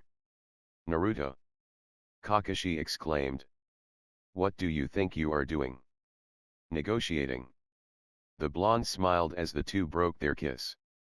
And I think negotiations are going well. Very well. Mei chuckled, as she leaned in and kissed him once more before getting up off his lap. And you're okay with this? The masked jonin asked as he turned to the pink-haired girl next to him, expecting the young girl to start screaming and even beating on her blonde lover. Instead, Sakura was merely shaking her head and chuckling. Without saying a word, Sakura made her way over to the two newly acquainted lovers and draped her arms around Naruto's neck before giving him a small kiss on the cheek before turning her attention to the auburn-haired woman in front of them. She does know she has to share, right? The pink-et grinned. Also, does she play for both teams? I am sure Anko-chan will be wanting to have some fun too, as well as me. This of course prompted Mei to giggle as she blushed at the implications, before giving the pink-et a subtle wink. Meanwhile Kakashi and Sasuke could only look on at the scene playing out before them. Shaking his head, the silver-haired Jonin only had one thought going through his mind. Lucky son of a bitch. Afterlife. Kushina was relaxing in the realm of Jashin, having formally been introduced to the goddess after she spoke with her son, and had decided to get to know the goddess better to discover if Jashin had any ulterior motives for the young blonde. She was surprised that the goddess of blood and carnage did have one ulterior motive, though it wasn't one she was expecting. To be her eventual husband. While she relaxed, the redhead suddenly sneezed before feeling fury flow through her body. Someone just called me a bitch, I know it. She seethed, if I find out who it is, I am going to rip their arms off and beat them to death with them. With Kakashi. The silver-haired Jonin felt a shiver of dread wash over his body for some unknown reason, prompting the masked shinobi to gulp in fear and cautiously look around the room. Chapter 19. Konoha, 4 days later. Mission complete, GG. Naruto stated happily, while he handed the scroll Mei had given the blonde to the elder Hokage. Smiling, Hiruzen took the scroll while taking a moment to look over the team in front of him. The elder man could see that something had happened during the mission, simply by the way Kakashi was eyeing Naruto in what appeared to be disappointment and jealousy, whilst the sole Uchiha was brooding more than usual while casting apprehensive glances at Sakura. Meanwhile, Sakura stood next to Naruto, almost leaning against him. Very well, Naruto-kun, you stay. The Hokage stated as he turned to the rest of Team 7. The rest of you are dismissed. With a small bow, the silver-haired Jonin led the brooding Uchiha out of the office, whilst Sakura stole a quick kiss from Naruto before leaving as well, earning a small chuckle from the elder village leader. Once they were alone, Hiruzen turned his attention to the blonde in front of him, who now took a more relaxed stance. I assume there were some complications during the mission. Hiruzen inquired. Not with the actual negotiations. Naruto clarified, allaying the most prominent concern of the elder man. Kakashi is just jealous because he walked in on Mei-chan and I making out, and Sasuke had his ego bruised when he was led into a trap by some of the remnant bloodline haters. Mei. As in the Godame Mizukage. The elder man stammered in shock. How did this happen? That's kind of a funny story. The blonde chuckled. Flashback no jutsu. Reluctantly Kakashi ushered the rest of his team out, followed by Zabuza, though not before casting a warning glare to the blonde. Though it wasn't missed by the auburn-haired woman that the girl identified as Sakura gave the blonde a small wink before exiting with the rest of the group. Closing the door behind them. I take it there is something between you two? Mei inquired, her eyebrow raised in curiosity. She's one of my girlfriends. Naruto replied honestly. And yet you were openly flirting with me in front of her. The Mizukage asked, her eyebrow twitching. There is a special circumstance involving me. He coyly replied with a smirk. And what exactly would that be? Well, you see. The blonde began as he leaned forward in his chair. I am the last of not one, but two clans. The Uzumaki and the Namikaze, and as such I have placed myself into the CRA, or Clan Restoration Act, which requires I take multiple wives to repopulate my clans. Wait, you're the son of the Yondaime Hokage? Mei asked, surprised by the revelation. That is correct. He answered with a sigh. Though to be honest, I don't exactly see eye to eye with my old man. Short version, I discovered a few things about him that Upset me, to put it mildly. I am sorry to hear that. Mei replied sympathetically. Aside from my heritage, I also have a rare bloodline. He continued, not wanting to give too much away about his father. I see. The auburn-haired woman spoke, digesting what the young man before her had told her. Meanwhile, thinking the young blonde was little more than a pervert, thus not being her ideal husband she had desperately hoped for. And before you assume anything, I didn't place myself into the CRA just to live out some perverted fantasy. Naruto continued, seeing the look the Mizukage was directing at him. I did it for one girl and one girl only. Just one girl. She cocked an eyebrow skeptically. That is correct, unknown to me at the time, both her and myself were placed in an arranged marriage to each other. The blonde answered. When I found out about it, I was already in a relationship with my Hebiheim, and refused to abuse her trust in me. However, my Queen of Blades sat us both down and offered a solution. It was my snake mistress that agreed to the arrangement, though because our relationship was public knowledge, I couldn't be openly affectionate to my sword's mistress. Not to mention, she was being harassed by another shinobi. He continued. So, when I talked to the Hokage about my heritage and placed myself in the CRA, it was so that I could openly be with her, and make a statement to the stalker who had been harassing her. Needless to say, he did not take the news very well. Mei could only chuckle at that, having had her own experiences with less desirable men, and even some women, not taking a simple no as an answer. So how many girls do you have then? Well, there is my first mate, Anko-chan. He began. First mate. The auburn-haired woman interrupted, find the use of the word mate odd. Yes, we refer to each other as mates. Naruto explained. It feels more intimate and in a sense helps strengthen our bonds to each other. Mei could only nod, though she did find it cute and endearing. Now where was I? Ah yes. He continued once more. There is Anko-chan, my Hebiheim. She is as deadly as she is beautiful and has an insatiable love for dangos and sake. Her dreams are to eventually take over as head of the torture and interrogation division in the village and see the death of her former sensei, now turned traitor. Then there is my Queen of Blades, Yojeo-chan. Umbu captain and a prodigy in Kenjutsu, giving any of the 7 swordsmen of the mist a run for their money.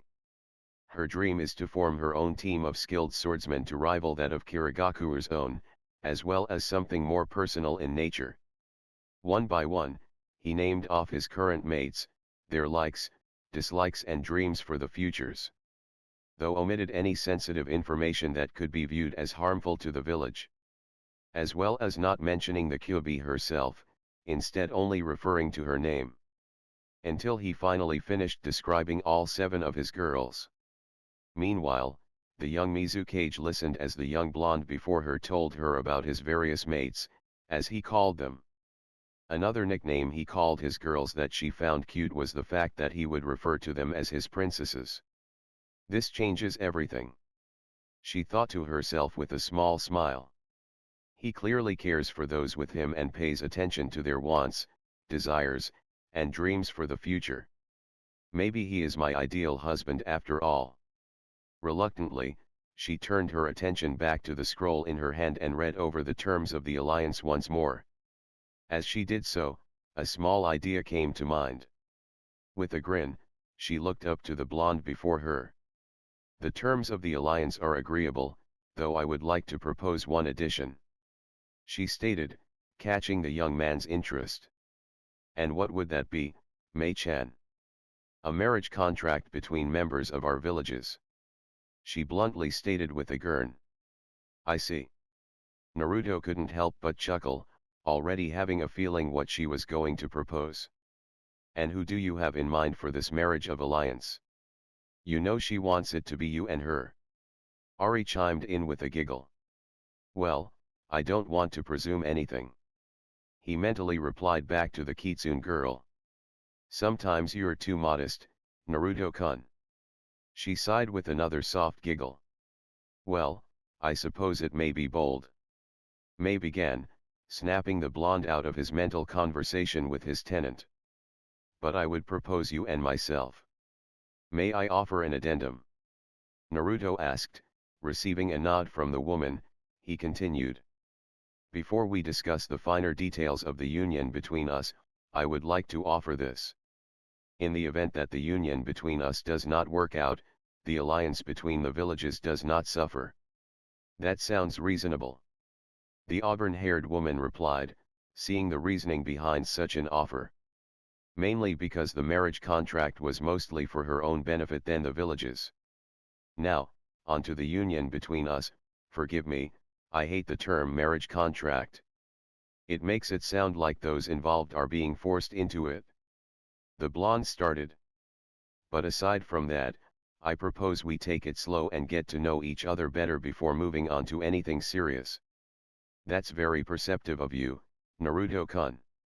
May smiled as she got up from her seat and moved around the desk so that she was now standing in front of him. Smiling, she lowered herself to straddle his lap, while wrapping her arms around his neck. Now, with business out of the way, let's get to know each other better. Naruto could only smirk as he wrapped his own arms around her waist, careful not to cross any lines just yet. As the beautiful woman leaned in, he closed the distance and allowed their lips to connect. Flashback no jutsu dispel. And that's about it? Naruto finished casually, though holding in a laugh at the gobsmacked face of the elder Hokage. I see. Hiruzen cleared his throat. I guess that explains the marriage request. Is there anything else you would like to add to your report, Naruto-kun? Well, Mei-chan does plan on coming for the Chuunin exams in a few months. I wish she could have chosen a better time. I am already going to be swamped with other responsibilities that will demand my attention. Hiruzen frowned. Though I suppose I could squeeze some free time to meet with her. Sorry to burst your bubble, GG. Naruto chuckled. But she isn't coming to talk to you. She is coming to see me, as my potential fiancé, and she has expressed an interest to meet the other girls, not to mention I owe her a date since our stay in Kirigakura was short. The elder Hokage could only chuckle at this. I see, Naruto-kun, if that is all, you are dismissed. Hiruzen stated. Enjoy the rest of your day. Giving a short bow, the blonde Hanyu left the office. Intending on spending time with the rest of his girls, since Sakura had monopolized her time alone with him on the trip, much to the dismay and frustration of Kakashi and Sasuke. With Sakura, training ground 7. Having left the Hokage Tower, the pink-haired Hanyu quickly made her way to training ground 7, intending on training a bit before she relaxed for the evening hours. Arriving at the training ground, she created a dozen shadow clones and set them to work on various chakra control exercises to begin with, while she started on a set of physical exercises. Though she did take a page from Naruto's book and had 4 of her clones practice throwing kunao and shuriken. Why does it feel like we are being watched? The pink-et mentally asked herself as she paused her session, narrowing her eyes slightly. Because we are. Inner stated with a scowl. Just behind us, to the left. 2 signatures. Figures, Tada-sensei and his boy toy. Sakura scoffed, clearly not happy of the 2 spying on her as it interrupted her training. Originally, she was going to start her clones sparing one another in the kitsune and hebai style, but with 2 sharingan users watching her, she didn't want to risk either of them stealing her styles. You know, it's considered rude to spy on your own teammate. Sakura spoke out loud, catching the 2 off guard, wondering how she knew they were there. Knowing that they were busted, both Kakashi and Sasuke emerged from the tree line they had been hiding in and approached the pink-haired kunoichi. So, is there a reason you were spying on me? She asked as she turned to face the 2. We were just curious. The masked man tried to downplay it, not wanting to reveal that he was suspicious of her sudden show of strength and combat prowess. I see. She narrowed her eyes, not believing anything he said. We both know you never gave a shit about my training, so what's the real reason you are here? I swear to Jashin, if this is another one of his attempts to get me alone with that Uchiha bastard, I am going to shove his head up the Uchiha's ass. Sakura mentally ranted, earning an approving nod from her inner self. To be honest, we've been worried about you. Kakashi sighed, though partly relieved that he didn't have to reveal his suspicions, at least in full. I've noticed that since you've started your relationship with Uzumaki, that you have been acting odd. Odd? She questioned with a quirked eyebrow. Well, it's just that lately you've been acting more delinquent. The silver-haired man began. You've shown blatant disrespect to those around you. Not to mention, you've displayed no trust in anyone except Naruto, which is concerning as we are supposed to be a team.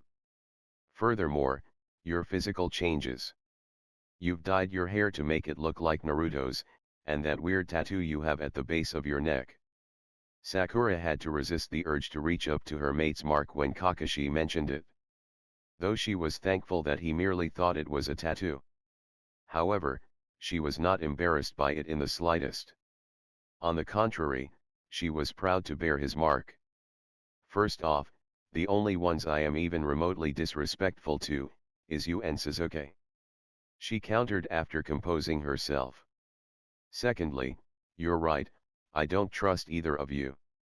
I don't trust you, because you are a failure of a sensei, so much so, that Naruto-kun has had to pick up your slack to make sure I was getting the proper training I needed. And I don't trust the Uchiha for the simple fact that the bastard nearly got me killed because of his own cowardice. Sakura, that was clearly. It wasn't an accident and you fucking know it. Sakura snapped at the man. And lastly, what I do to my body is my own business.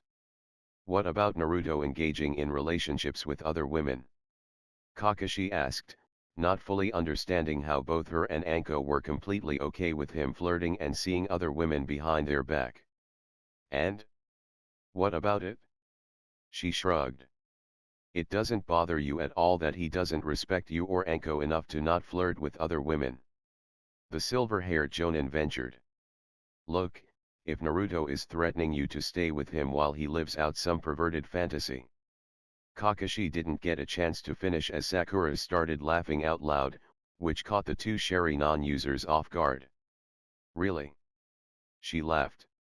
This is what you come up with, trying to make Naruto-kun look like some tyrannical slave owner that forces himself onto women? Real rich coming from a pervert who reads porn in public. Perhaps that's your fantasy, Ateta-sensei. Then what is it then? Sasuke finally spoke up, putting up his usual Uchiha arrogance. What does that dope have that I don't? Aside from a personality and compassion. Sakura shot back, causing the Uchiha to scowl. Tell us the truth, Sakura. Kakashi interrupted in an irritated tone, a little embarrassed of her calling him out on being a pervert. What is the reason you don't care if Naruto is with other women? Sakura narrowed her eyes at the masked Jonin. She could see that he was not going to let it go until he got an answer he was satisfied with. Sure, she could just melt into the shadows and avoid this confrontation for the moment, but she knew that would only cause more problems for her, and Naruto later on. Not that it's any of your business, but if you must absolutely know, Naruto-kun is the last of his clan. The pink-ed replied. I am sure Sasuke knows what that means. That loser isn't part of any clan. The Uchiha exclaimed in denial. Probably just another lie like that sob story he told everyone in Nami no Kuni. No, the Uzumakis were a clan. Kakashi sighed as he remembered bits and pieces of the forgotten clan that was far more instrumental in establishing Konohagakure than given credit for. Namely due to the academy removing a lot of material involving the clan's storied history. And like yours, they were wiped out with only few survivors. Unlike your clan, however, it took the combined might of 3 hidden villages to destroy them. Sakura smirked, unable to resist bruising the Uchiha's ego further. And even then, the 3 villages suffered massive losses. So the dope is in the CRA then. Sasuke scoffed through gritted teeth, though after he said it, realization hit him. That ice bitch is with him, isn't she? It was more of a statement than a question. Yup, they started dating a few months ago. The pink-et answered honestly, seeing no reason to lie. So who all is with Naruto then?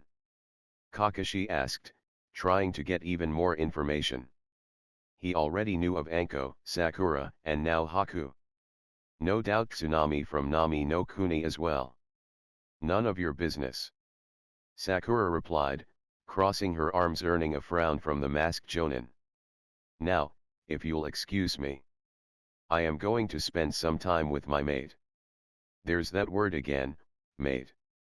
Kakashi thought to himself as he watched the pink-et leave the training ground. As she did so, various popping sounds could be heard as the shadow clones began to dispel themselves.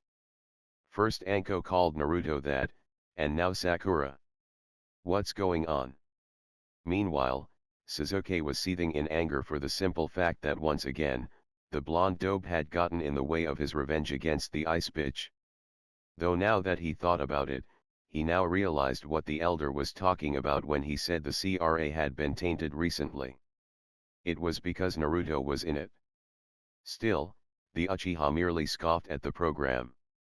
If it allowed weak fools like the dope, then it was not worthy of being used to restore his great clan.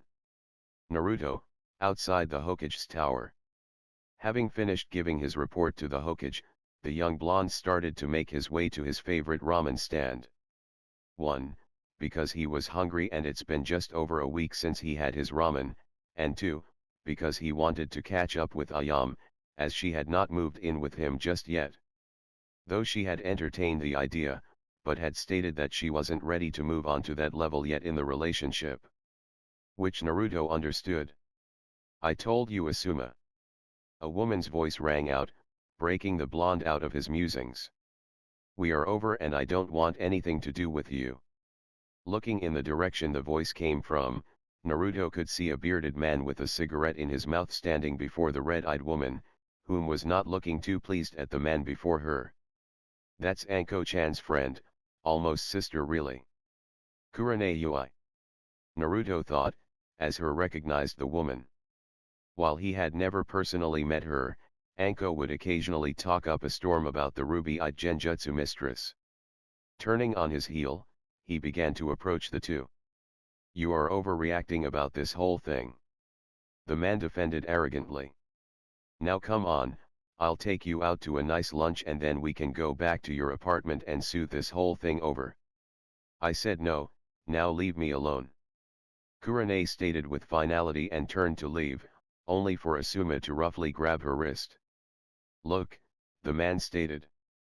I have been polite and patient with you while you threw your tantrum over nothing. Now I am done being nice. You will come with me and give me what I deserve. While she didn't show it, Kurane was actually frightened of what Asuma had said and was no doubt implying what he intended to do.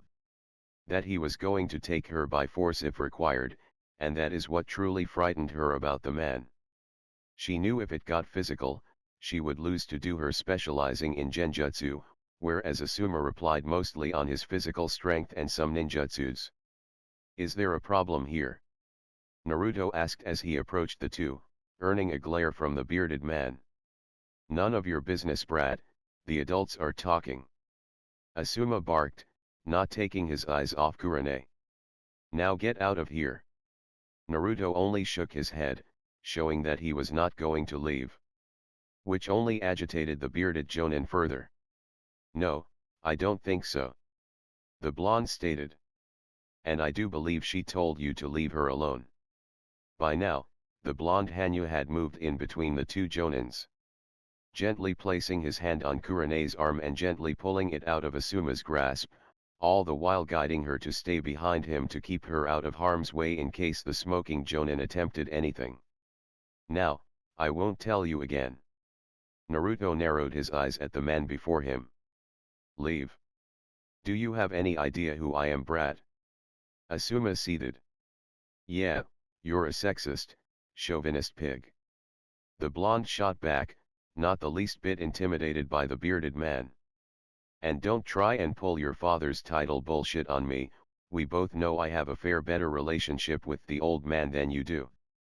Asuma could only glare at the young blonde before him before turning his gaze back to the ruby-eyed woman that was standing behind Naruto. This isn't over, the man stated before turning and leaving, ignoring the odd looks and glares he was receiving from bystanders. Once Asuma was out of sight, Naruto turned to Kurane. "Are you all right?" he inquired. "I am fine, thank you," the ruby-eyed woman answered. "I was just about to get something to eat when he stopped me." "I see." The blonde smiled. "Please allow me to accompany you to your destination."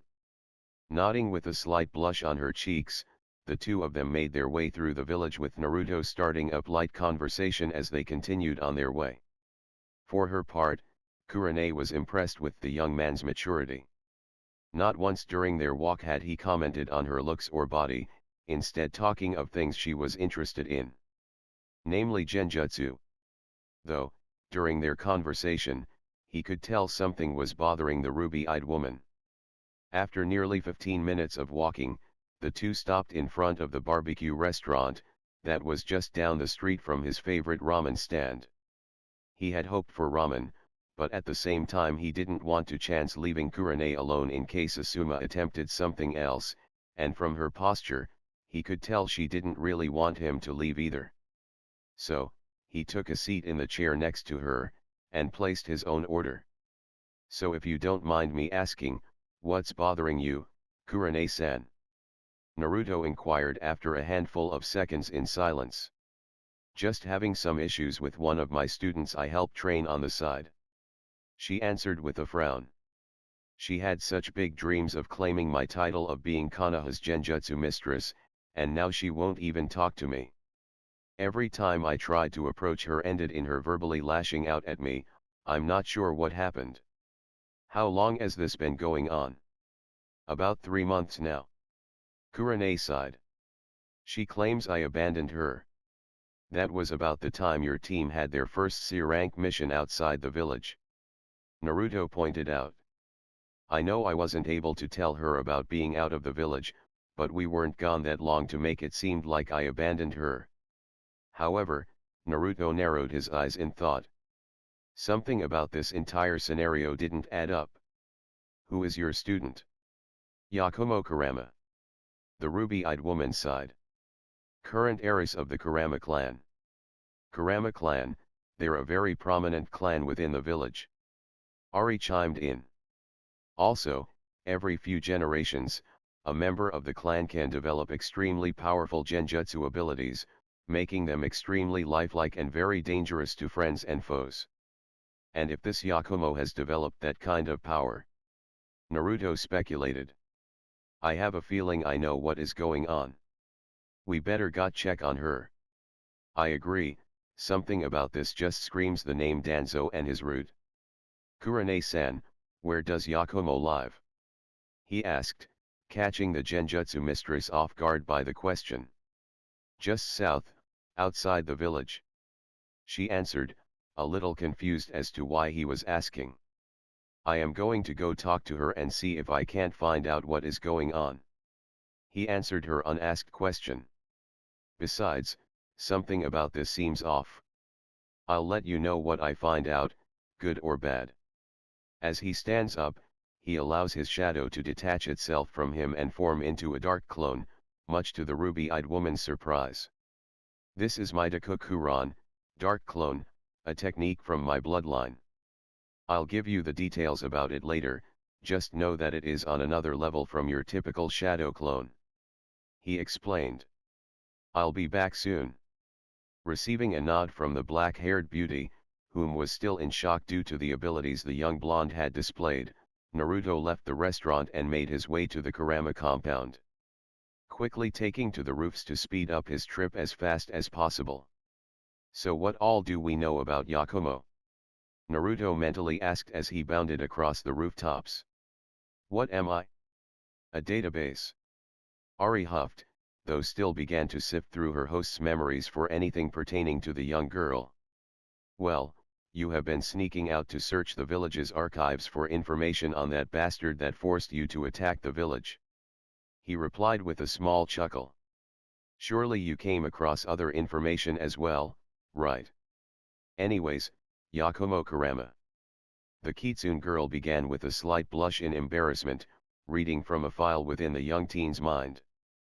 Both of her parents are dead, killed 2 years ago in some fire within their home. Though it is suspected that the fire was caused by Yakumo's power. As a result, the rest of her clan has isolated her away from everyone else. So in other words, when meet her, we should avoid this topic as it may still be a sore subject for her. Agreed. Anything else? Other than what we were told from Kurane-san, nothing. Ari replied. Though from the sounds of it, she does have that powerful genjutsu ability. And who do we know that is obsessed with power and is not above doing shady things? Two immediately come to mind. The Uchiha bastard and Danzo. Naruto finished for her, narrowing his eyes. His hunch from before becoming stronger. A few minutes later found him just outside of a small quaint shack that left a lot to be desired in terms of comfort. Taking a cautious look around, he noted that what the small shack lacked in aesthetic comfort, it made up for in open space. Off to the side of the building was a small garden with various vegetables and flowers, well taken care of. Meanwhile on the other side was a small gazebo with an easel in the center. An unfinished painting resting on the stand. Sensing no immediate danger, Naruto made his way to the front door and firmly knocked on it, followed by an awkward silence until the door cracked open, giving him a small glimpse of a young girl no older than himself with light brown hair, accompanied with light brown eyes filled with pain and betrayal. "What do you want?" she demanded. "Forgive me, my name is Naruto Uzumaki." The blonde introduced himself. "You are Yakumo Kurama, correct?" "Let me guess, that bitch sent you." Naruto frowned in response. He could see that whatever had happened had affected her greatly. "She is worried about you," he replied, receiving a scoff in response. "So first she comes with her bodyguards and tells me that I am wasting my time training to become a kunoichi and that I should find a different path, and now she is pretending that it never happened. When did this happen?" 3 months ago. Yakumo stated with a huff. "And you said she had with her?" he asked. "Can you describe what they looked like, their masks?" "Their masks were blank, why?" the young girl answered, not understanding what the blonde in front of her was getting at. "And you said she came 3 months ago?" he clarified. "Yes, what does that have to do with anything?" "Everything," he simply responded, causing her to look at him in confusion. "Because Kurane-san was not in the village 3 months ago. She was out of the village on her team's first C-rank mission." "What do you mean she was out of the village?" Yakumo exclaimed in fury, throwing the door open to fully confront the blonde teen. "She was right here in front of me with those damned and put that fucking seal on the back of my neck to seal off my powers." At this revelation, Naruto narrowed his eyes as he looked at the brown-haired girl. "They put a seal on you?" he asked, turning to face her completely. "Let me see it." Yakumo was hesitant for a moment, before turning her head and lifting her hair to expose the seal that was placed on the back of her neck. Upon seeing what the seal was, Naruto was infuriated. "Yakumo-san, that was not Kurane-san that came to you 3 months ago," he began, pushing down the anger inside of him. "That was an imposter, no doubt a root member that is only loyal to Danzo that used to henge to look like Kurane-san. And the seal they put on you doesn't just seal off your power. It's the start of a loyalty seal, combined with an enslavement seal. I suspect you were told they would come back at a later date to check on you." Hearing this, Yakumo's eyes widened in fear. While she wanted to deny that the blonde teen was telling the truth, deep down she knew it was fact. She then realized that she had lashed out at Kurane for no reason, completely blaming her for everything. Realizing this, Tears began to flow down her face as she sunk to her knees. She must hate me now. She sobbed, as Naruto knelt down beside her, wrapping his arms around her in a comforting hug as she cried into his shoulder. No, she doesn't. He reassured her. She is concerned for you. I have to get the seal off of me, she said in between sobs. The thought of being blindly loyal to someone and enslaved to them greatly frightened her. Don't worry, I'll get that seal off of you. Okay, Yakumo-chan. Naruto stated, giving her a warm smile. Though he didn't miss the blush that crept up on her cheeks at the chan suffix he added to her name. They said they would be back at the end of the month to finish the seal. She informed him. Then I think it would be best if you were no longer staying here, Naruto suggested. But where will I go? Yakumo asked. Ever since my parents died, the rest of my clan has turned their backs on me, and my uncle has even gone as far as to petition for my execution. You'll come stay with me at my compound, he simply stated. After you get settled in, I'll take care of that seal for you. Nodding, the brown-haired girl got up and wiped away the tears that were still in her eyes and set off to pack what she felt was absolutely required, which included a few keepsakes she had from her parents, her painting supplies, clothing, and what she had of her clan's jutsus. Once done, she left the house and joined the blonde teen who had been patiently waiting for her to pack. Ready, Yakumo-chan? He asked as he offered her his hand. I am, Naruto-kun. She smiled and took his hand. A few hours later. It had been just under 3 hours since Naruto had arrived back home with Yakumo. Quickly introducing the young girl to his other roommates and fiancés, which of course prompted a quick explanation of his place in the clan restoration act, and that there were 3 other girls he would introduce to her later. After introductions, Sakura and Haku had helped the rising genjutsu mistress settling into a room, and giving her a quick tour around the compound grounds. Shortly after that, Naruto had delivered on his promise and set to work removing the seal that had been placed on her. Though he mentally scoffed at the design of the seal, finding it an insult to the art of fuinjutsu. It only took a matter of moments to completely destroy the seal, effectively freeing the young Kurama heiress of the bleak future she was once destined for. Though he was forced to leave the power suppression seal on for the moment, as it had created another problem entirely within the girl's psyche. After everything was done, Naruto had left the young girl in the company of his fiancés and departed to find Kurane and give her an update of what he had discovered, just as he told her he would. It didn't take long to find her, as she and his dark clone were now at the dango stand, engaged in a jovial conversation. I'm back, he announced, as the dark clone melted back into his shadow. What happened? Is she okay? The ruby-eyed woman quickly fired off, prompting the blonde Hanyu to hold his hands up to signal her to calm down. She is fine and safe, he reassured her. So what happened? Were you actually able to talk to her? I did, he replied. Turns out, someone came to her hunged as you to make her hate you, to isolate her further than she already was, and had a seal placed upon her to lock away her powers. This seal also had 2 alternative functions. A loyalty seal, and an enslavement seal. Someone wanted to make her power their own. What? Kurane exclaimed, now even more panicked tone. Do you know who? Kurane-san, relax and calm down, Naruto gently stated, embracing her hands with his own to further calm her. I've already said that she is safe. I was able to take the seal off of her. And tomorrow I will be helping her with another problem the seal created. As for who did it, I have my suspicions, as I have had run-ins with people loyal to him before, though I can't say here. Too many heirs. Kurane only nodded in understand as she moved to get off the stool and leave the stand before she was stopped by Naruto.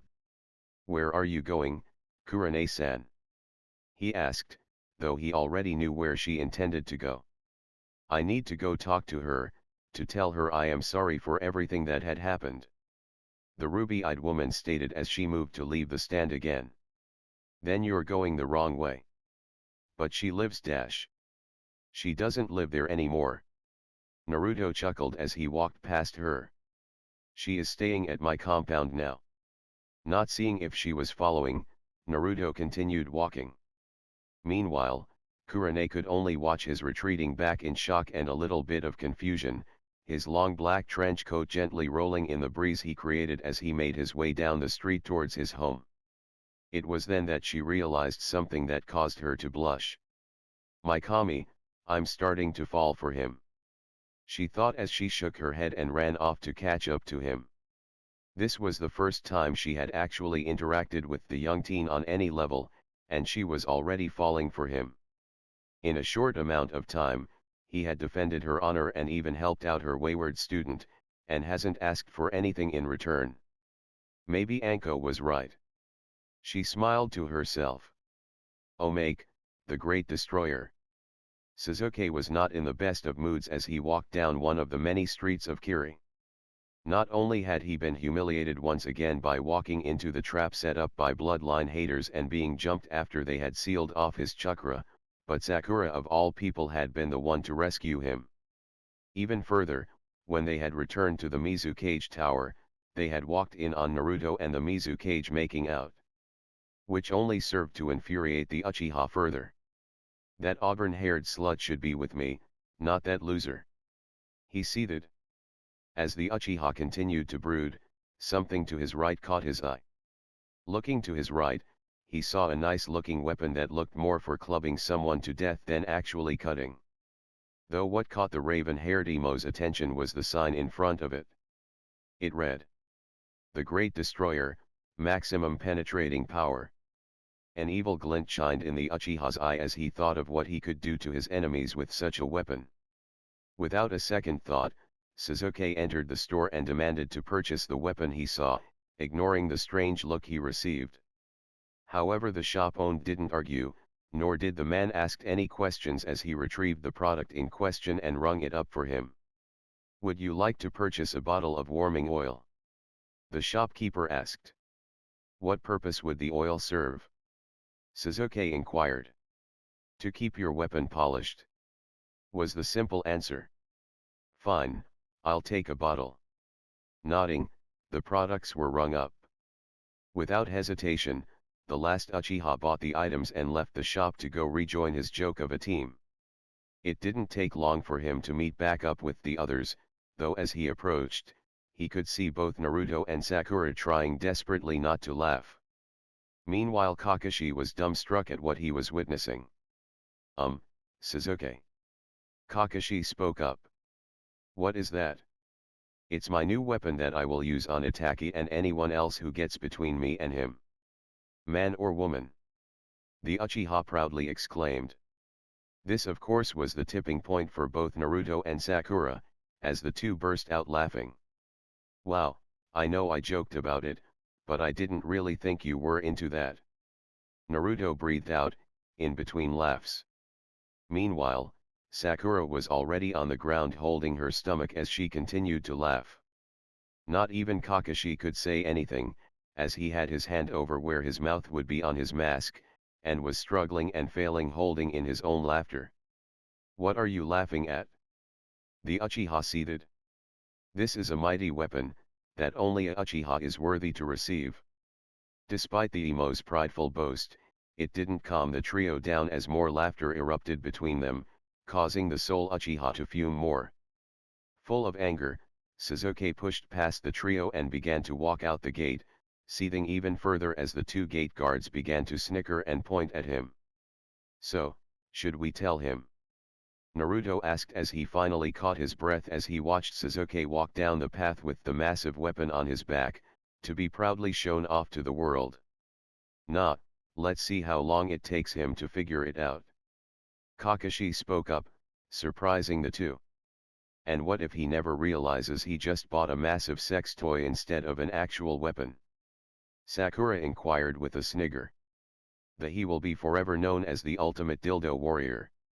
Naruto shrugged, earning another round of laughter from the other two. though I suggest we hang back a comfortable distance. Agreed. Sakura stated, as Kakashi nodded, giving his own agreement. Chapter 20. Unknown location. Threads of light filtered into the old darkened storage room through the cracks in the boards that blocked out the windows, preventing those outside from seeing inside the darkened room. Off to the side, a large man with white hair leaned up against the wall. Waiting. The man seemed anxious, almost giddy with anticipation. He didn't have to wait long as another figure entered the room, whispering for his attention. "Did you get it?" the large man inquired as he turned to greet the new arrival. "Yes." The other, smaller man answered, offering a rolled-up scroll that still had the wax seal on it, proving it hadn't been tampered with. Without a word, the larger man took the scroll and broke the seal, unrolling it to read its contents, which read as follows. "Nu. Kitsune. We humbly ask for your expressed permission to use your intellectual property, as the studio is eager to do a movie based off a popular book series, and yours is at the top of the list.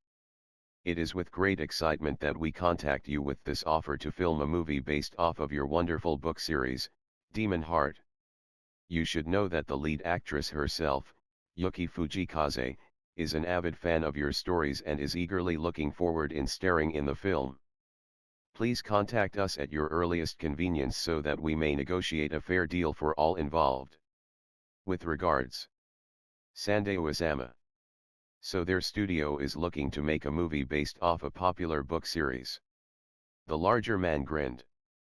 "I'll give them just the book series that would make the perfect movie. If you say so, I don't really care." The smaller man commented with a shrug, not really caring about the movie industry in the slightest. He just wanted to get paid and go on about his day. "Ha! You say that now, but with the stipulations I will be adding to my contract, you will soon see the true meaning of art, and a body like Princess Koyuki's, is truly be artistic." The larger man replied with a lecherous grin. "Whatever." The other man shrugged again. "My pay. You have no respect for art." The larger man commented before tossing the smaller individual a small sack filled with coin. "Here." In a quick motion, the smaller of the two caught the sack and proceeded to open it and count how much money was in it, a scowl coming across his face as he saw it was far less than he was expecting. "Hey, this isn't the amount we agreed upon," he exclaimed in anger. "I paid you what the mission was worth," the white-haired man stated matter-of-factually. "It's not like you had to go behind enemy lines or anything. No, all you had to do was intercept a single letter." The smaller man only scoffed and left the room, knowing there was no arguing with the larger man. The larger man stayed silent as he watched the other left, smirking to himself before turning his attention back to the scroll in his hand. "Sorry Kitsune, you already have too much success," he smirked. "Now it's time for Ika Ika to reclaim its throne, and a movie starring none other than the lost princess of Yuki no Kuni is just the thing to ensure my books get put back on top where they belong." Konoha, the next morning. It was quiet in the Uzumaki compound. Mostly because the only one still within the property was Naruto and Yakumo, as the others had left to go about their days, as all of them had the day off. Sakura had left earlier to keep up appearances with her mother, whilst Anko and Haku had accompanied Yujeo to run some errands around the village. While everyone else was out of the compound, Naruto had taken the opportunity to address the issue that the power seal on Yakumo had created. An entity that called itself Ito. A manifestation of all of the girl's negative emotions and thoughts. From what the young blonde could determine was that Ito had always been present within her mind, though was set free when the seal was placed on her. Still, it was something that needed to be addressed immediately. Which was why he was now in one of the training grounds. Seals scattered all over the ground, save one large circle in the center of it all. The seal's purpose was to link those who were inside the circle minds together in a safe manner, as well as contain any power that could potentially leak out and cause damage. "Are you ready, Yakumo-chan?" Naruto asked as he knelt down in the large circle. Why yes. The girl hesitated, clearly afraid of what was about to happen.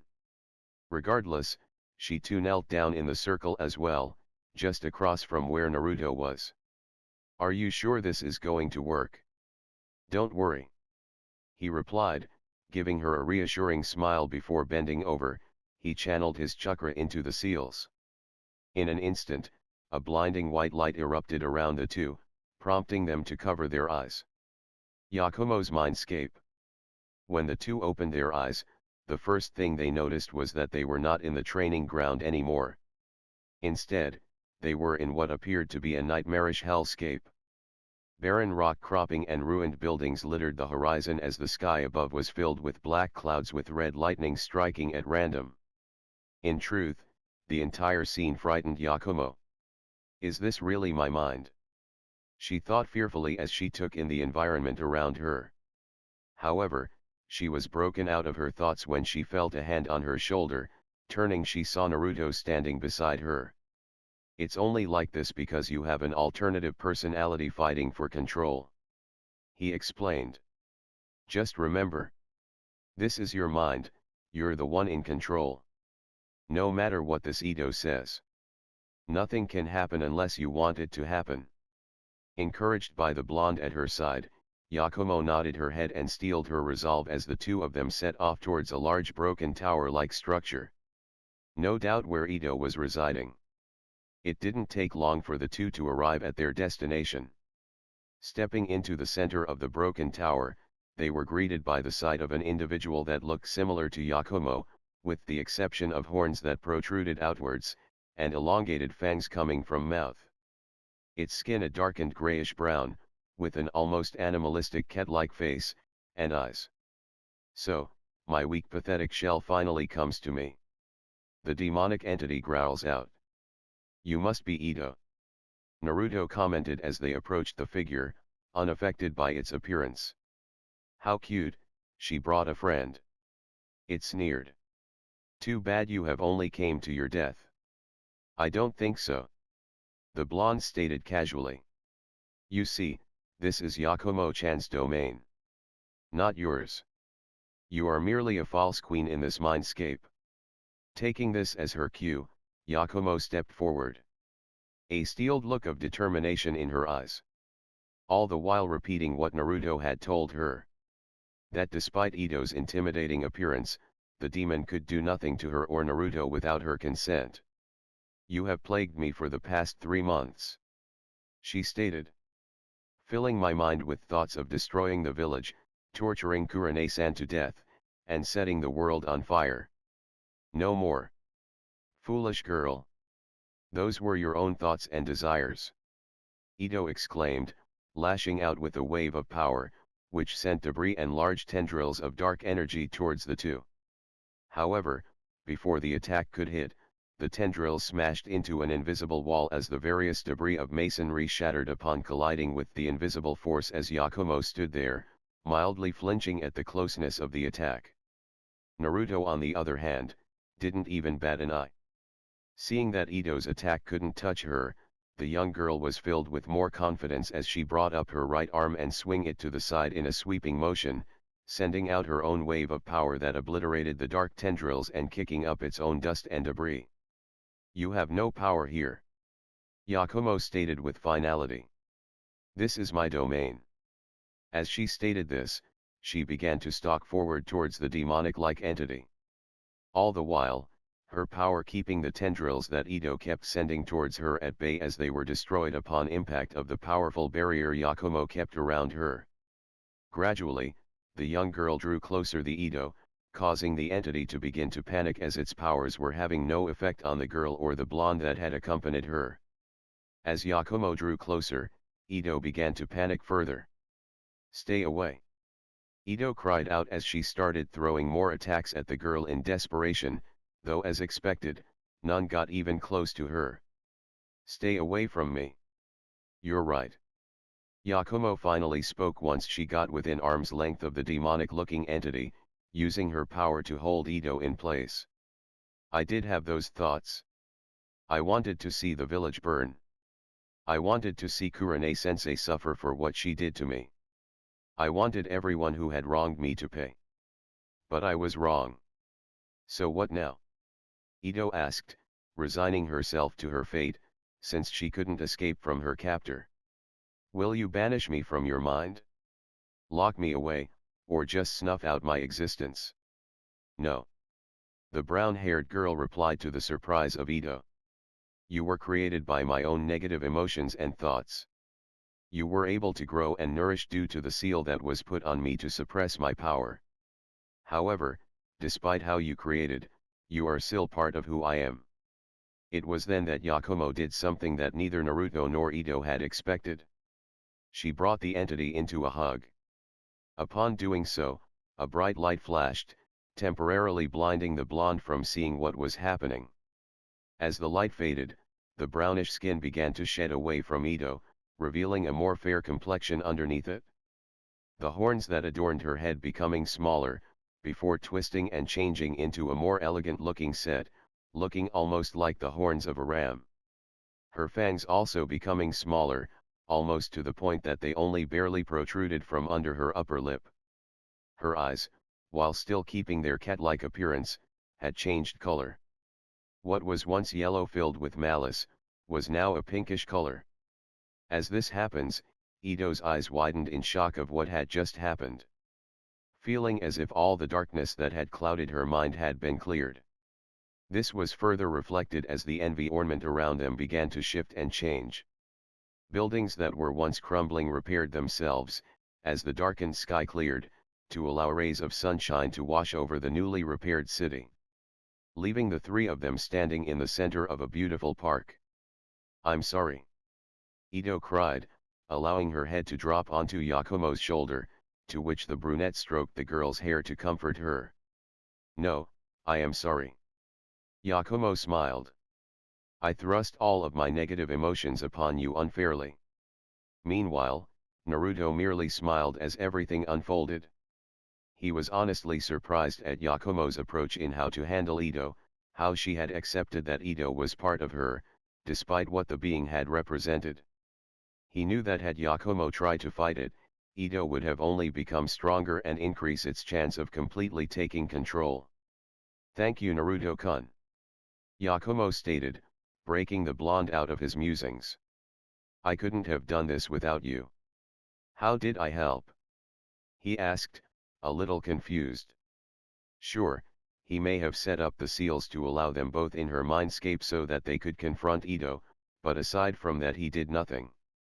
With your words and belief in me. She smiled, while still stroking the hair of the still sobbing Ito.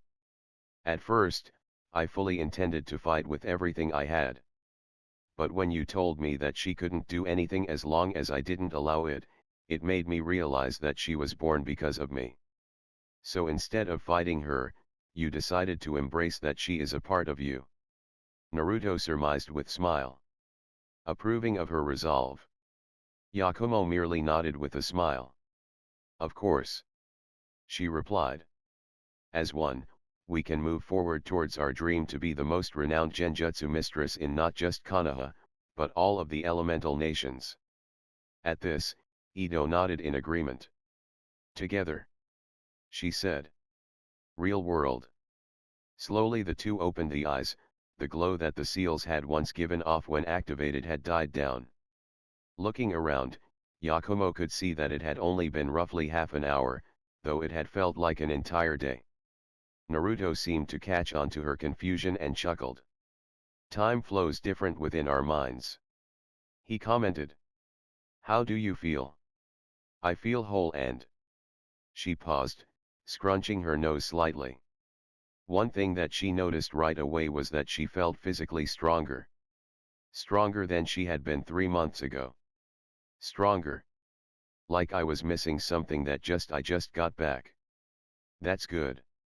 Naruto smiled as he moved to stand from his kneeling position, only to be tackled in a hug from the brunette. Tears streaming down her face as she muttered thank yous over and over again. Smiling, the blonde rubbed the girl's back as he was forced to sit back down while she cried into his chest. Another half hour passed as the two sat there, Yakumo having finally calmed down from her emotional state and had fallen asleep in the blonde's arms. Seeing this, Naruto softly chuckled to himself and carefully stood up, adjusting the brunette into a bridal position and proceeded to take her to her room.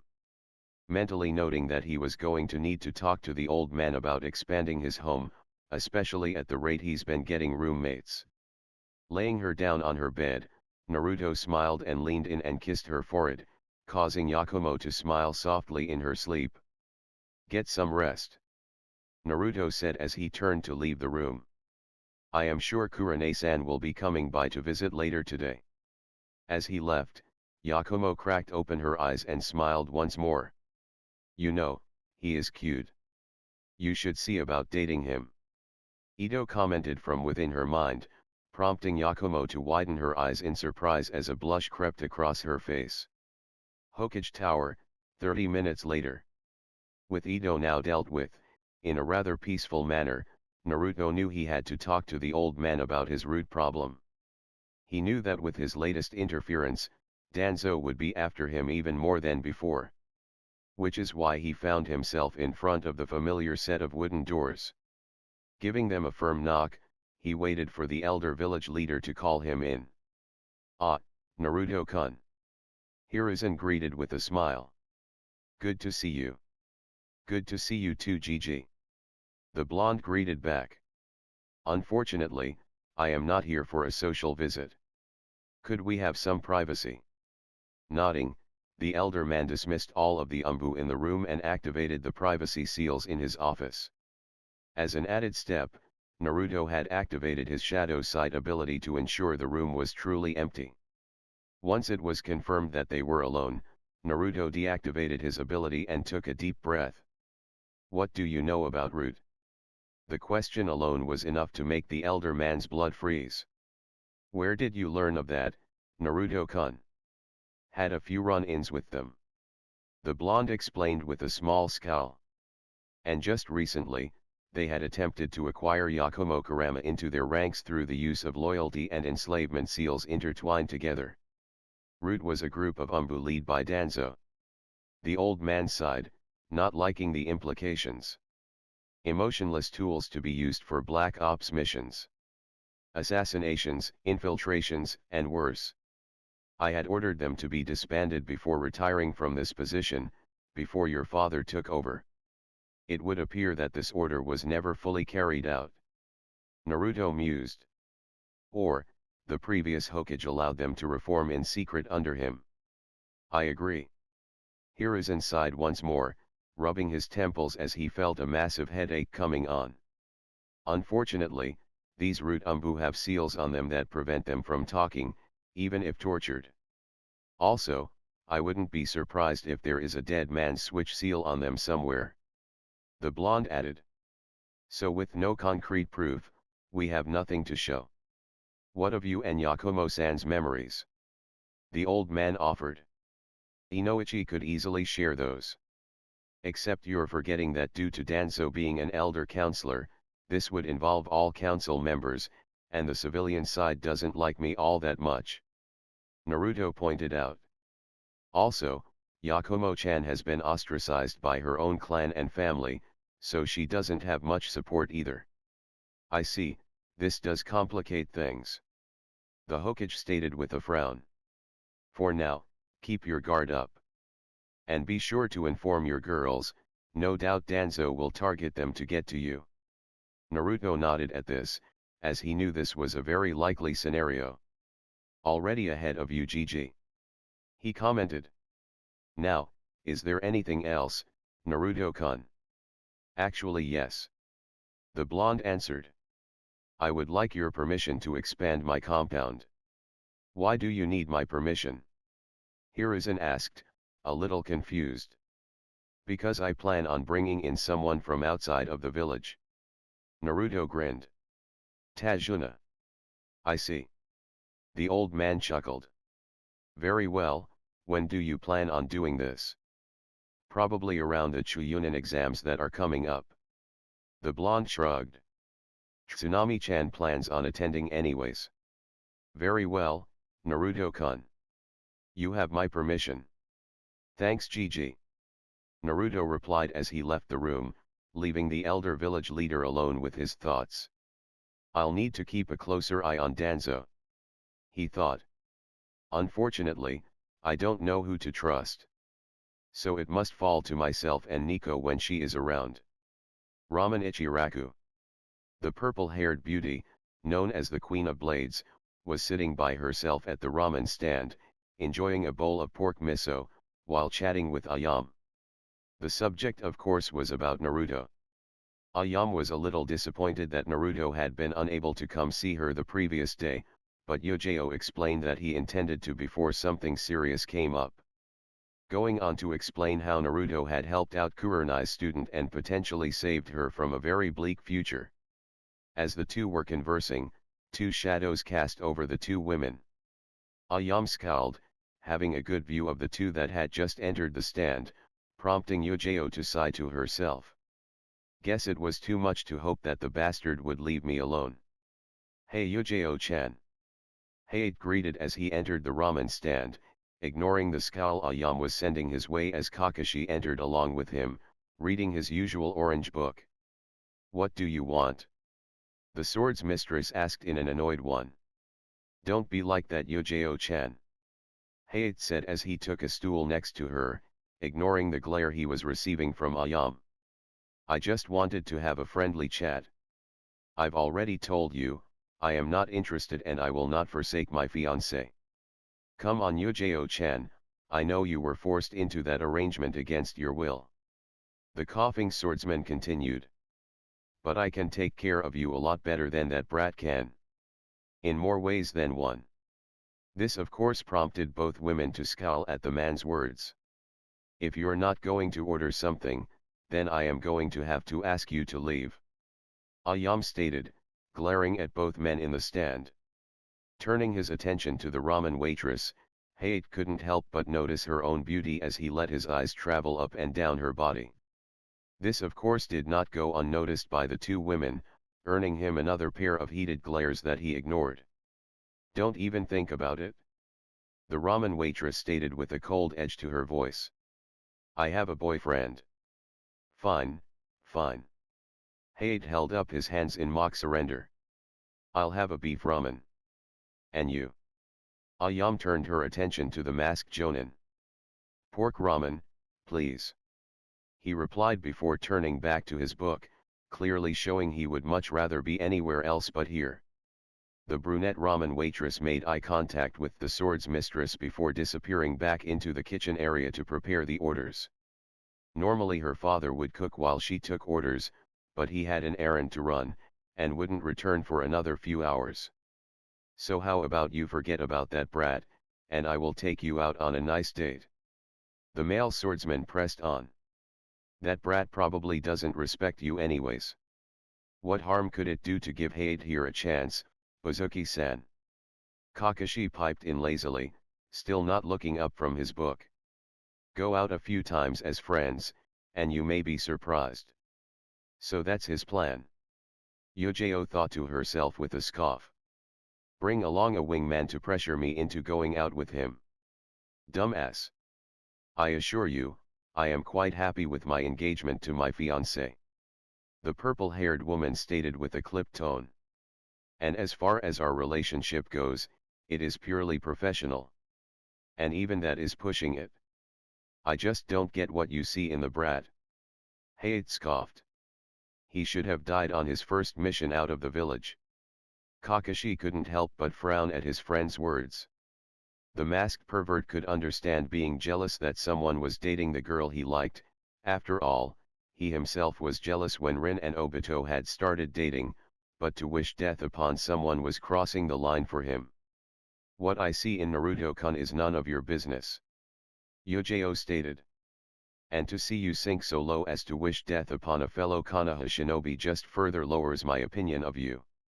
You truly are pathetic. At hearing Naruto's name come out of the purple-haired Umbu's mouth, Kakashi nearly dropped his book in surprise. Stealing a quick glance at her, he could see the black streaks that ran through her hair, making him wonder how he never noticed it before.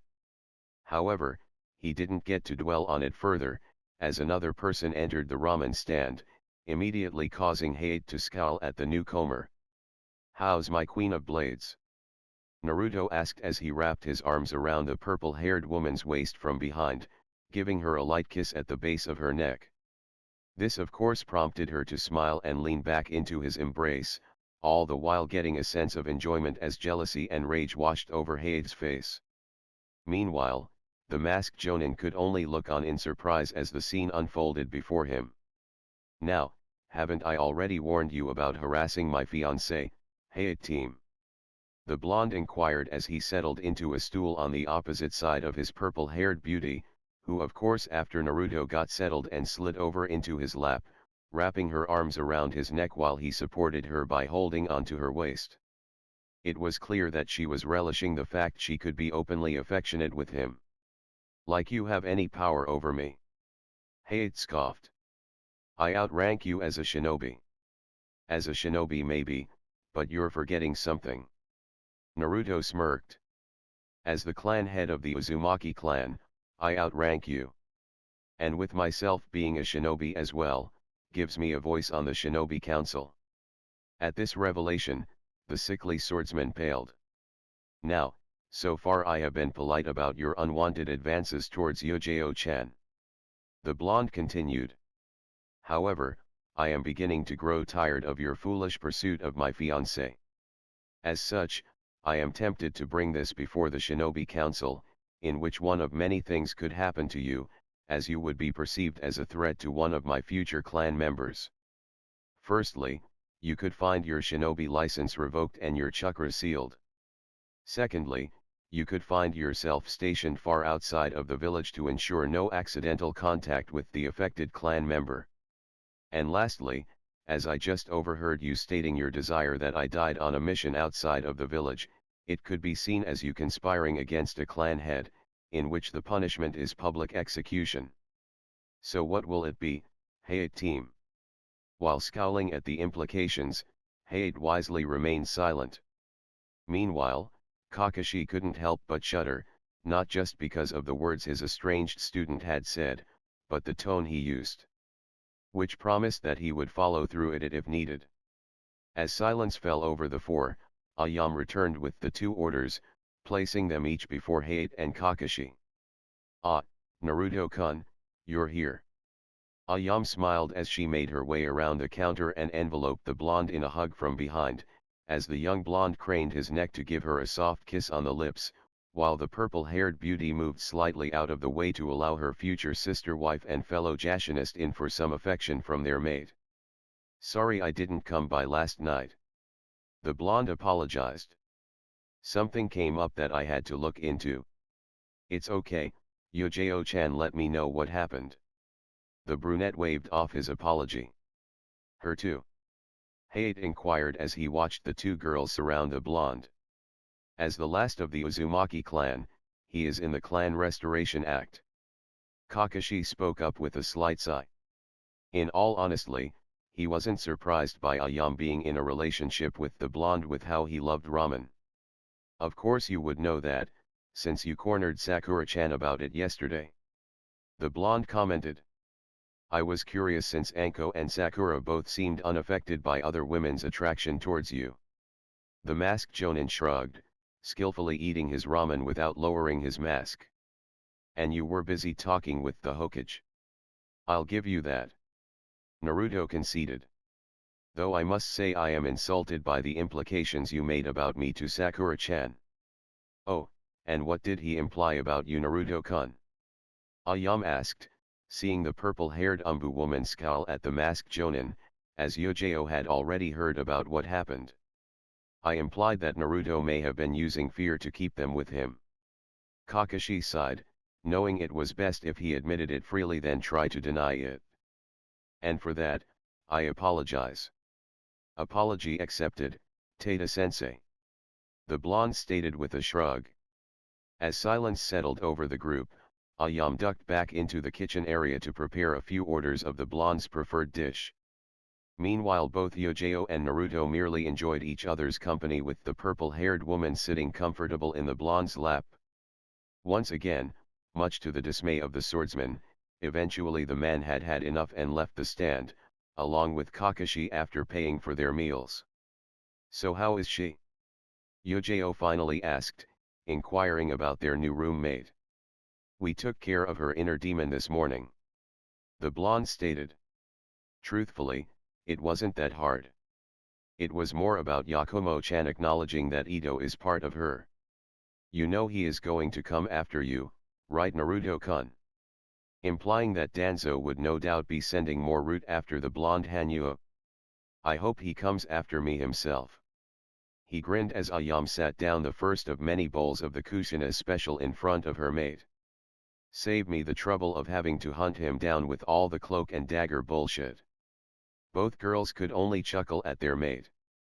"Besides, every time I think of him, I feel a shiver down my spine," he continued. "Jashin-chan really wants his soul." "Root headquarters, under Konoha." "What do you mean you can't find her?" Danzo inquired in a clipped tone.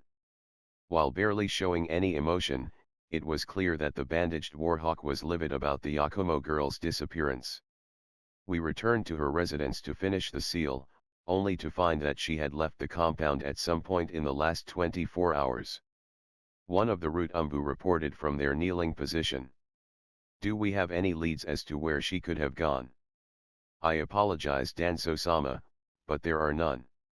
Another nameless root answered. "As ordered, we had ensured that all connections with her sensei were severed beyond repair, and that her clan had ostracized her." The bandaged elder frowned at this new wrench that was thrown into his plans. With the Yakumo's girl's powers, he could have easily taken over the village and molded it into his own image. But once again, he was faced with another setback. While there was no evidence, the old warhawk knew that the Uzumaki brat had to be involved somehow. "Izumi!" he called out. A few seconds later, a slender female knelt before him. Long brown hair with bangs framing her face, her onyx eyes fixed firmly on the ground before her, with a mole under her right eye.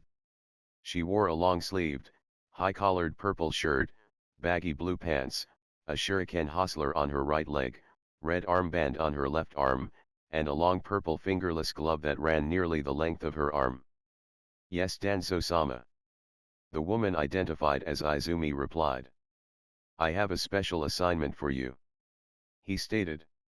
"I want you to tail Uzumaki Naruto and learn what you can about him and report back to me, but do not move against him unless you see a clear opening and can either subdue or eliminate him without any witnesses or collateral damage. This will be a prolonged mission for you. Do you understand?" "Hi, Danzo-sama." The woman answered. "I am to tail the Kuwabijin Huriki and report to you any findings I discover. Should I be given the opportunity to neutralize him, I will take it." "Very good, you are dismissed to begin your mission," Danzo stated. "Do not fail me." Without a word, the fallen Uchiha girl disappeared, while the bandaged warhawk inwardly grinned. Izumi was one of his best trackers, and despite her inability to sustain her sharingan for an extended period of time, she was quite formidable in combat. "Naruto Uzumaki, you will either become my weapon or you will die." Chapter 21. Kakashi could only sigh in annoyance at the sight that played out before him, while the last Uchiha fumed in anger. The source of his frustration and the Emo King's anger sat 2 rows in front of them. What he had intended as a simple training exercise for his team had quickly been derailed by his blonde student. Not out of malicious intent or anything to sabotage his teammates' training, no. When the masked Jonin had instructed them to sneak into a particular theater to view the recent Princess Gale movie, Naruto had refused. Citing that he would not rip off one of the few people who had treated him well growing up, and a citizen of the village. Which the silver-haired Jonin had to concede to, as it would set a bad precedent for his team if word got out that he had his team sneak into a business within the village. Though when they arrived to the theater building, that was when Kakashi's headache began. In the form of Haku and Hana, as the 2 girls had also decided to see the same movie that his team was going to view. The former earning a heated glare for Sasuke, still remembering his embarrassing defeat at the ice user's hands. Thankfully, the boy knew better than to attempt anything in the open, especially with her now being a Konoha kunai. It also came to a shock to both the Uchiha and Kakashi when the young Inyazuka woman greeted the blonde with an affectionate kiss on the lips, followed by one from Haku, and a friendly hug to Sakura. While the silver-haired Jonin had already known that Haku was involved with Naruto, it came as a surprise to learn that Hana was also dating him. Since the young Inyazuka had turned down all suitors in the past, even himself at one point when he had asked her out on a date a few years back. Many had thought that they would have made a great match, due to her clan's pack-like tendencies, and his dog-summoning contract. Which brought forth a small bit of jealousy to see the young woman who had rejected him show such affection to the young blonde. Now the three girls, and two Narutos sat a few rows before them, as the young blonde had created a shadow clone so that he could be beside all of his girls, making sure none of them felt left out. It made it all the better for the girls, as Naruto had ensured only he knew which one was a shadow clone. Though unknown to either Sasuke or Kakashi, was that the blonde had created a third clone, that was seated behind them. To make sure that the emo duck butt didn't attempt anything during the film. The one thing that the silver-haired Jonin was thankful for, was that at least they were behaving, with each girl content with claiming a shoulder of the blonde to lean their heads on. With a kiss here and there shared between Naruto and the girls. The last thing he wanted to deal with was two of his students going on one of their escapades in the middle of the theater. Letting out one last sigh, the silver-haired man tuned his attention back to the large screen in the front of the room. Meanwhile, the last Uchiha seethed in hatred and anger as he stared at the back of the couple's heads. Incensed that the blonde loser had the audacity to be affectionate with that ice bitch in front of him. It only served to infuriate him further to see Kiba's older sister, Hana, also leaning on the blonde. Sasuke had recognized her as one of the clan females that the worthless elders had promised him. The fools couldn't even give him one worthy girl. The older Inyazuka sibling could have birthed strong children for the last Uchiha as soon as he forced her to toss out her pathetic mutts. If it wasn't for that blonde daube, he would have had both that ice bitch and the mutt on their knees before him. Reluctantly, the brooding Uchiha turned his attention back to the movie playing. Though still seething on the inside, glad that he removed himself of that farce that was the clan restoration act if they allowed losers like Naruto to be involved. Meanwhile with Izumi. The fallen Uchiha woman glowered as she sat in one of the back rows to watch her target interact with the women that were clearly romantically involved with him. Something she could report back to Danzo for more avenues to get at the blonde Jinchuriki. Though as she continued to monitor her target, old memories that she had once thought buried began to resurface. A life before her service to Danzo, before the Uchiha clan was wiped out. A life where one Itaki Uchiha had shown her love when others had scorned her due to her only being half Uchiha, on her mother's side. Due to her heritage, she was not considered part of the clan itself, with many of the clan members turning their nose up at her, or fixing her with scowls. However, Itaka was different from the rest of his clan. He didn't blame her for her mother's choice to leave the clan to marry her father. Instead, he took her under his wing, so to speak, and helped her grow as a kunoichi. He was there for her when both her mother and father died, giving her a shoulder to cry on while she grieved. He loved her, or so she thought. Flashback no jutsu. Izumi couldn't believe her ears as she looked up at the taller Uchiha prodigy. Her eyes widened in shock. What did you say?" she asked, trembling. "I asked if you would like to get something to eat with me tonight, Izumi-chan." Itaki repeated, giving her a soft smile. "A date? He is asking me out on a date." Izumi thought excitedly. I would love to." she stammered, earning a soft chuckle from the Uchiha prodigy. However, before the two could continue to make plans for the evening, a swirl of leaves caught their attention as a boar-masked Umbu appeared. Knowing what was about to happen, the older Uchiha let out a small sigh before turning fully to greet the newly arrived Umbu. Forgive me for intruding on your day off, Itaka-san. The man apologized. But the Hokage has requested your presence. Very well. Itaka stated before turning back to Izumi. I will see you later tonight.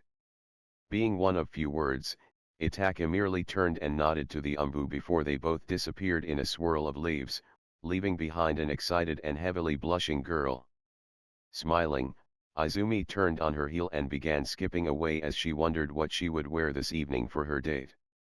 A few hours later, Izumi was still on an emotional high as darkness fell over the village and the moon illuminated the streets. Though, as the evening hours crept closer, she also began to feel anxious and nervous, giving her an ominous feeling that something horrible was going to happen, and soon. She did her best to ignore the nagging feeling, as she wandered around her small apartment that was located on the very edge of the Uchiha district. However, every time she would pause, the feeling would return with greater force. A knock at the door quickly shook her out of her musing as she felt a rush of excitement wash over her. Swiftly, she moved to the door and opened it, to reveal Itaka standing before her with a small smile on his face. Itaka-kun, I am Gla Irk. A wave of coldness washed over her body as she shakingly looked down to see the Uchiha prodigy's sword impaled into the left side of her chest where her heart would be. Slowly, she slumped to her knees as the blade was ripped out of her body. Why? Foolish Izumi. Itaka smirked. Did you really think I would care for you? You were a means to an end. Izumi could only watch as darkness began to claim her vision as the older Uchiha's right eye shifted to a more evolved state, known as the mangyeko sharingan.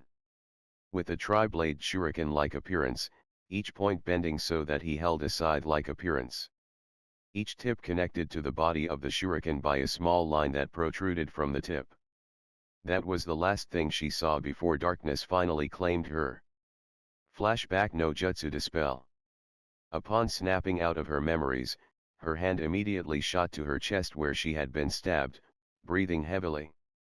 Only surviving due to a rare medical condition that placed her heart on the right side of her chest. A single tear running down her cheek at the memory. Are you all right, miss? A voice softly spoke from her left. Waving her hand in a dismissive fashion, she turned to look at the concerned individual next to her, only to freeze in shock and even a small amount of fear as she stared into the deep blue eyes of her blonde target. However, in those eyes she could see a trace amount of amusement and knowing, but underneath all of that, she saw true concern. I'm fine. She managed to choke out before looking to the front of here where her target was still seated with his girls. Which made her question where this third one came from. Just bad memories is all. He knows I am following him, but how? She thought to herself. Perhaps I should report this to Danzo-sama. No, he would deem the mission a failure then. I must succeed. I see. The blonde nodded as he turned his attention back to the screen. The past always does like to sneak up on us, when we haven't settled it. Cut the crap, how did you know? She harshly whispered, shooting a glare at her target. Straight to business then, huh? He sighed. I swear, you rude type are no fun. But, to answer your question. Your chakra's signature was unique and was constantly within range of my sensory capabilities. In other words, you were too complacent. Izumi only scowled in response, though before she could voice her protest a dim light shined upon the two of them. Looking over, she could make out the outfit of the usher of the establishment, causing her to seize up as she had snuck in and had no ticket to allow her to be here, thus jeopardizing her mission further. Sorry to disturb you, but it was reported that someone had snuck into the viewing. May I see your tickets? Izumi was about to make a break for it, when Naruto had gently placed his hand over hers, preventing her from leaving, much to her shock. With his free hand, he produced 2 tickets to show the usher. Here you go. The blonde smiled. The usher looked over the tickets, and confirmed they were for the seats the two were seated in, before nodding and handing the tickets back. Sorry for disturbing your date. The man replied, earning a slight blush from Izumi at the misconception, before moving on to the next row. You can let go of my hand now, Uzumaki. The Uchiha girl softly growled, earning a chuckle from the blonde as he removed his hand from hers. Why did you do that? 2 reasons, 1, I knew you snuck in. 2, I won't allow anyone to rip off a friend of mine if I can do anything about it. He smirked. And to answer your unasked question, I knew you would sit here because I purposely tilted the tickets for my Himes and myself in your direction so you could see. He maneuvered me to be in the position he wanted me to be in.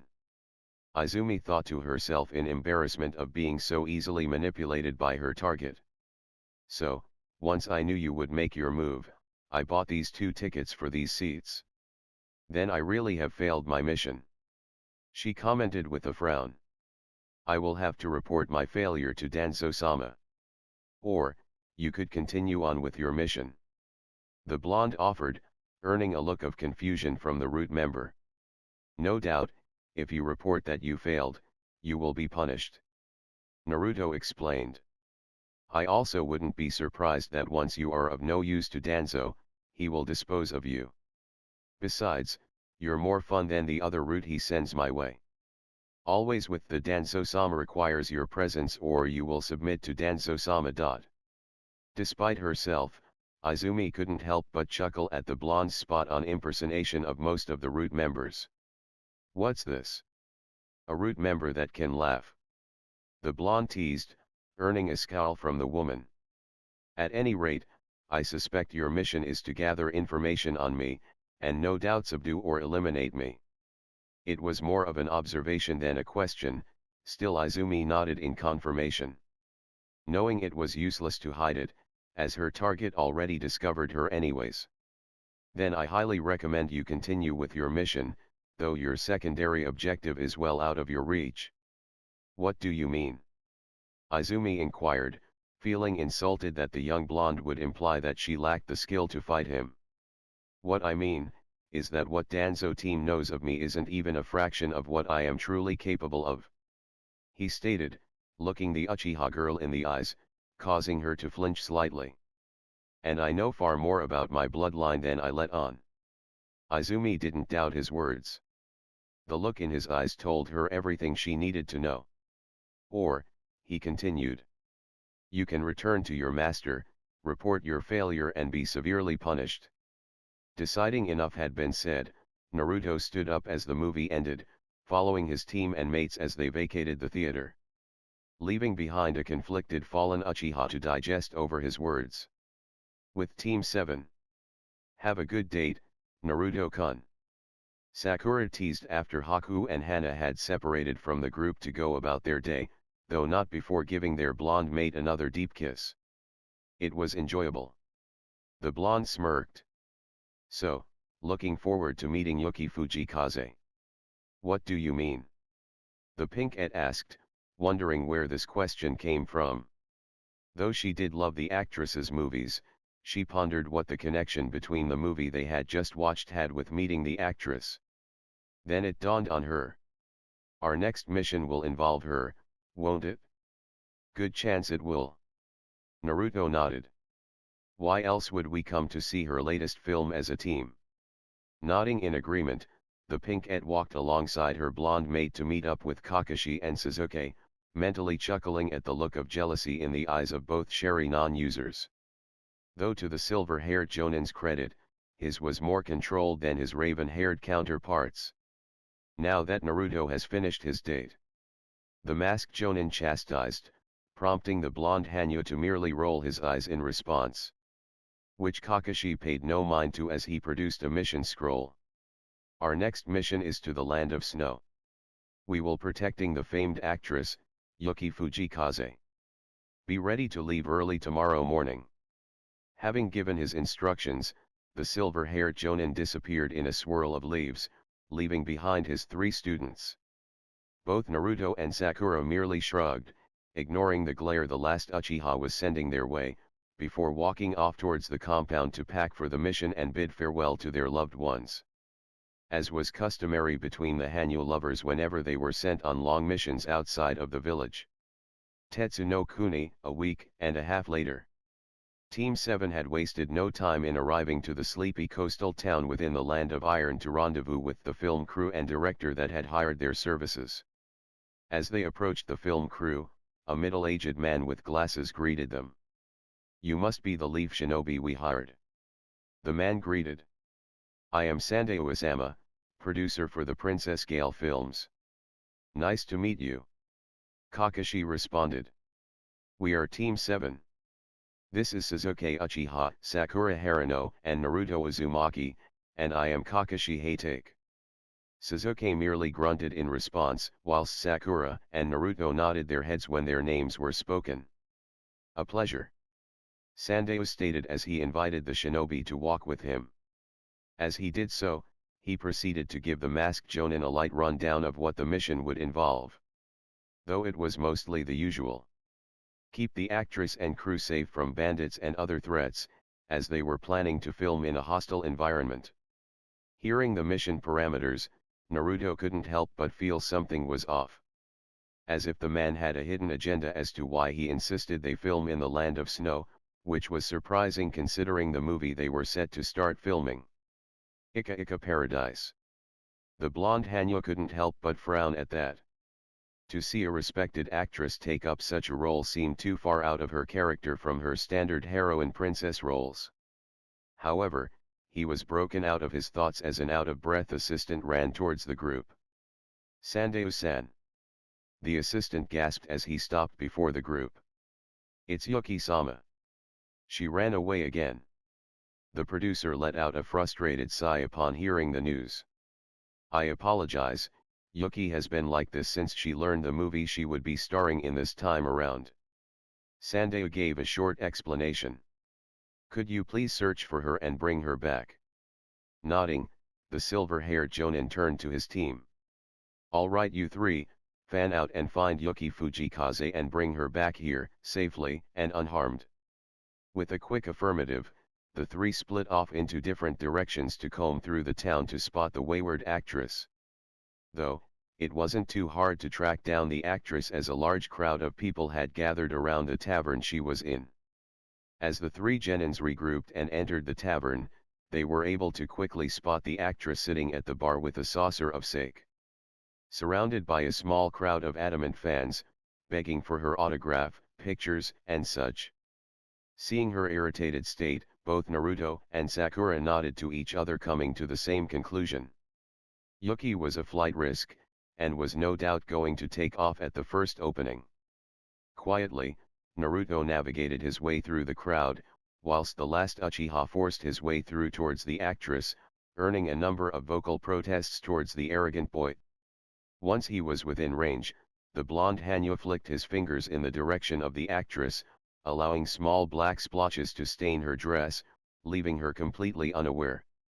"Yuki Fujikaze, the director and film crew want you now," the Uchiha stated as he grabbed her arm to force her to come, earning a glare from the young woman as she pulled her arm out of his grip. This of course prompted the raven-haired boy to growl in annoyance. "Do not touch me," she retorted, before going back to her drink. "Forgive my teammate." Naruto spoke from the other side of her, catching her by surprise. "He has the social grace of a dying llama." Sakura couldn't help but to giggle at the raven-haired boy's expense. This of course earned the two of them a hard glare from the last Uchiha. "Sandeo-san requested that we escort you back to the film crew." Yuki looked at the blonde for a handful of seconds as she weighed her options. Turning back to her sake, she let out a soft sigh as she weighed her options. They haven't even begun filming, and already she absolutely detested this film. Especially with that stipulation the bastard had insisted upon. "She's about to run," Inner Sakura stated. "Yup." The pink Ed agreed. "Though Naruto-kun has already got that covered. I'll be there after I finish my drink," she finally responded, not looking up from her sake. "Enough, you're coming now," Sasuke exclaimed as he reached to grab her arm once more. However, it did not turn out as the Uchiha had planned.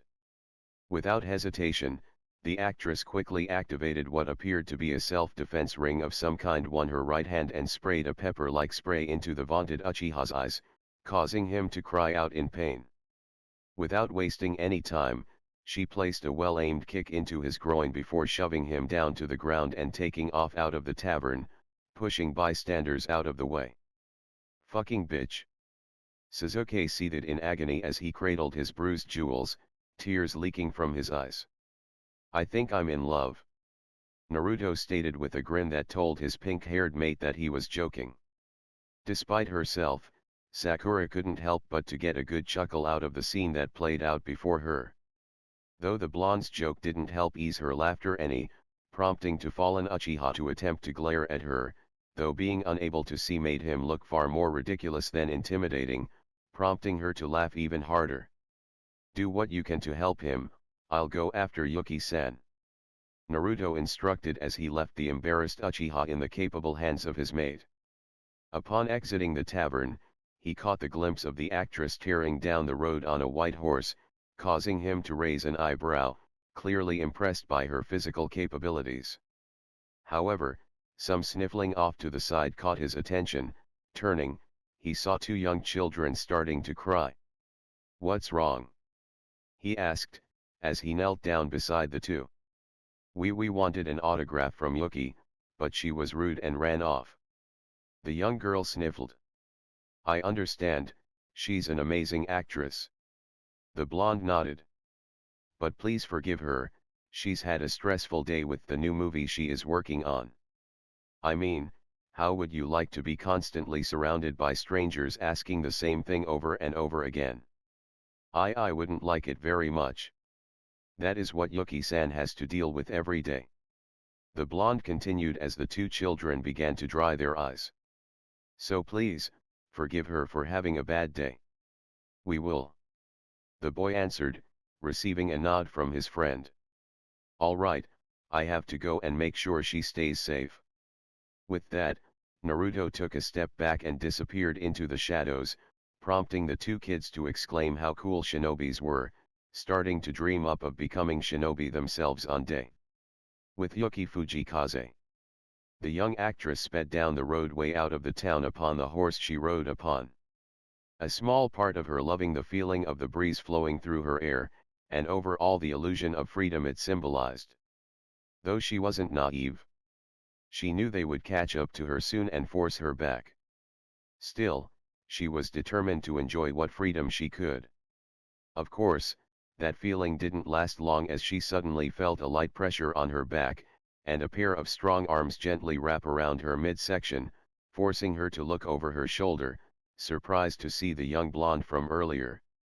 "You're a very skilled rider, Yuki-san," Naruto complimented as he gently took the reins from her hands and subtly commanded the horse to slow down to a more peaceful pace.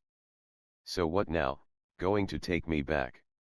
she huffed, annoyed her freedom ended so quickly. "And how the hell did he catch up to me? Boat doesn't leave until tomorrow, so we have time," he idly replied with a shrug, showing he was in no hurry to drag her back. The two rode in tandem for nearly a half hour before the blonde stirred the horse towards a small lake. Bringing the horse to a halt, Naruto softly dismounted and held out his hand to offer aid to the young women. Scoffing, she brushed his hand away and dismounted on her own with flawless ease. "I don't need your help." "Perhaps not, but etiquette dictates that I at least offer." Yuki only rolled her eyes and walked towards the shoreline.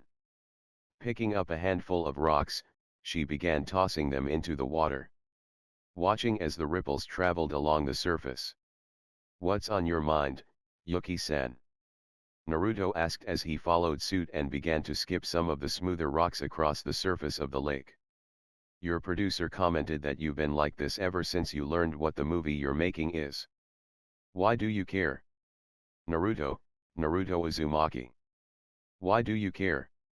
She glared at the blonde, refusing to use his name. "Because this seems out of character for you. In your previous movies, it was obvious you loved doing what you did, as you fully embraced the character you were cast to play. even going as far as to learn how to ride a horse, shoot a bow, and even wield a sword to a degree that would give most Chuunin-level shinobi a run for their money. He explained. For her part, Yuki faintly blushed at the compliment. You're right. She sighed as she squat down near the water's edge. I don't want to do this movie. I absolutely hate it, and the source material it came from. So why do it at all? Because I am contractually obligated to fulfill my end of the contract. She scoffed. The studio insisted on doing a movie based off a popular book series. This got the young blonde's attention. Popular book series. The studio originally sent out a request to NU Kitsune, but they never heard anything back. She continued. Then that damned perverted old man showed up and offered his smut, and that damned stipulation. What stipulation would that be? I have to be completely nude for 60% of the movie. She blushed, clearly embarrassed and upset over the fact. This of course prompted the blonde Hanyo to narrow his eyes in disgust. Figures that damnable pervert that is my godfather would demand that. He thought, earning a growl from Ari. Very convenient he shows up to get the movie deal, since you never received any type of request. The kitsune growled. Agreed, I have a feeling he is responsible. He wanted more too. She continued, snapping the blonde out of his thoughts. He wanted me to have actual sex on camera, but Sandeo refused, saying it was going too far. It had already gone too far by demanding you appear nude. Naruto stated, showing his disgust in his godfather's demand. Is there any way out of this contract? Short of actually running into Kitsune and getting his permission for his books, nothing. She replied, tears of frustration threatening to spill from her eyes. Sandeo-san had negotiated that the contract be open-ended in the event we were able to meet with Kitsune, or that he replied. Why do you think Kitsune is male? Naruto decided to ask, grinning slightly at the young actress. Well, I suppose. Yuki pondered her answer. It's the way he writes. It feels like it is from a male perspective. I can see where you're coming from. The blonde nodded. You read his books? Yuki cocked an eyebrow, as the book series was widely popular among women, since it was considered a romance/adventure novel series. You could say that. He chuckled. Have you read the third book yet? She asked, feeling a bit more relaxed being around someone who sympathized with her situation, and at least shared a minor similarity. Yup, my favorite so far. The blonde answered. You? No, I haven't been able to get a copy yet. Yuki sighed. Chuckling slightly, Naruto proceeded to reach into his coat and unsealed a copy of his third book. Here. He said, catching her attention as he handed her a freshly printed copy of the third volume. Yuki could feel her breath hitch as she took the book into her hands. When did your studio send the request to Kitsune? About 2 weeks ago. Why? She replied, scrunching her eyebrows in confusion. And when did Jiraiya show up to pitch his deal for his smut? About a week ago. What does this have to do with anything? Everything. Naruto replied, turning to look at the young actress. I find it highly suspicious that he shows up so soon after a request is sent out. Not to mention, Jiraiya has an entire spy network at his disposal, so it wouldn't be hard for him to intercept the letter addressed to Kitsune. How can you be so sure? Because. Naruto smiled. I never received any letter from your studio. Yuki's eyes widened to comical proportions upon the revelation. Now, how about we have a private talk with your producer and director, and get you out of this trashy smut movie, and get you into a movie you want to do? The blonde asked as he extended his hands towards her. Slowly, Yuki accepted his hand and stood up, not trusting her own voice for the moment, and merely nodded in acceptance. A flood of relief washing over her like a tidal wave, knowing she no longer had to bear herself in front of the camera and could finally commit to a role she really wanted to do. After all, Who wouldn't want to play the role of the demon queen?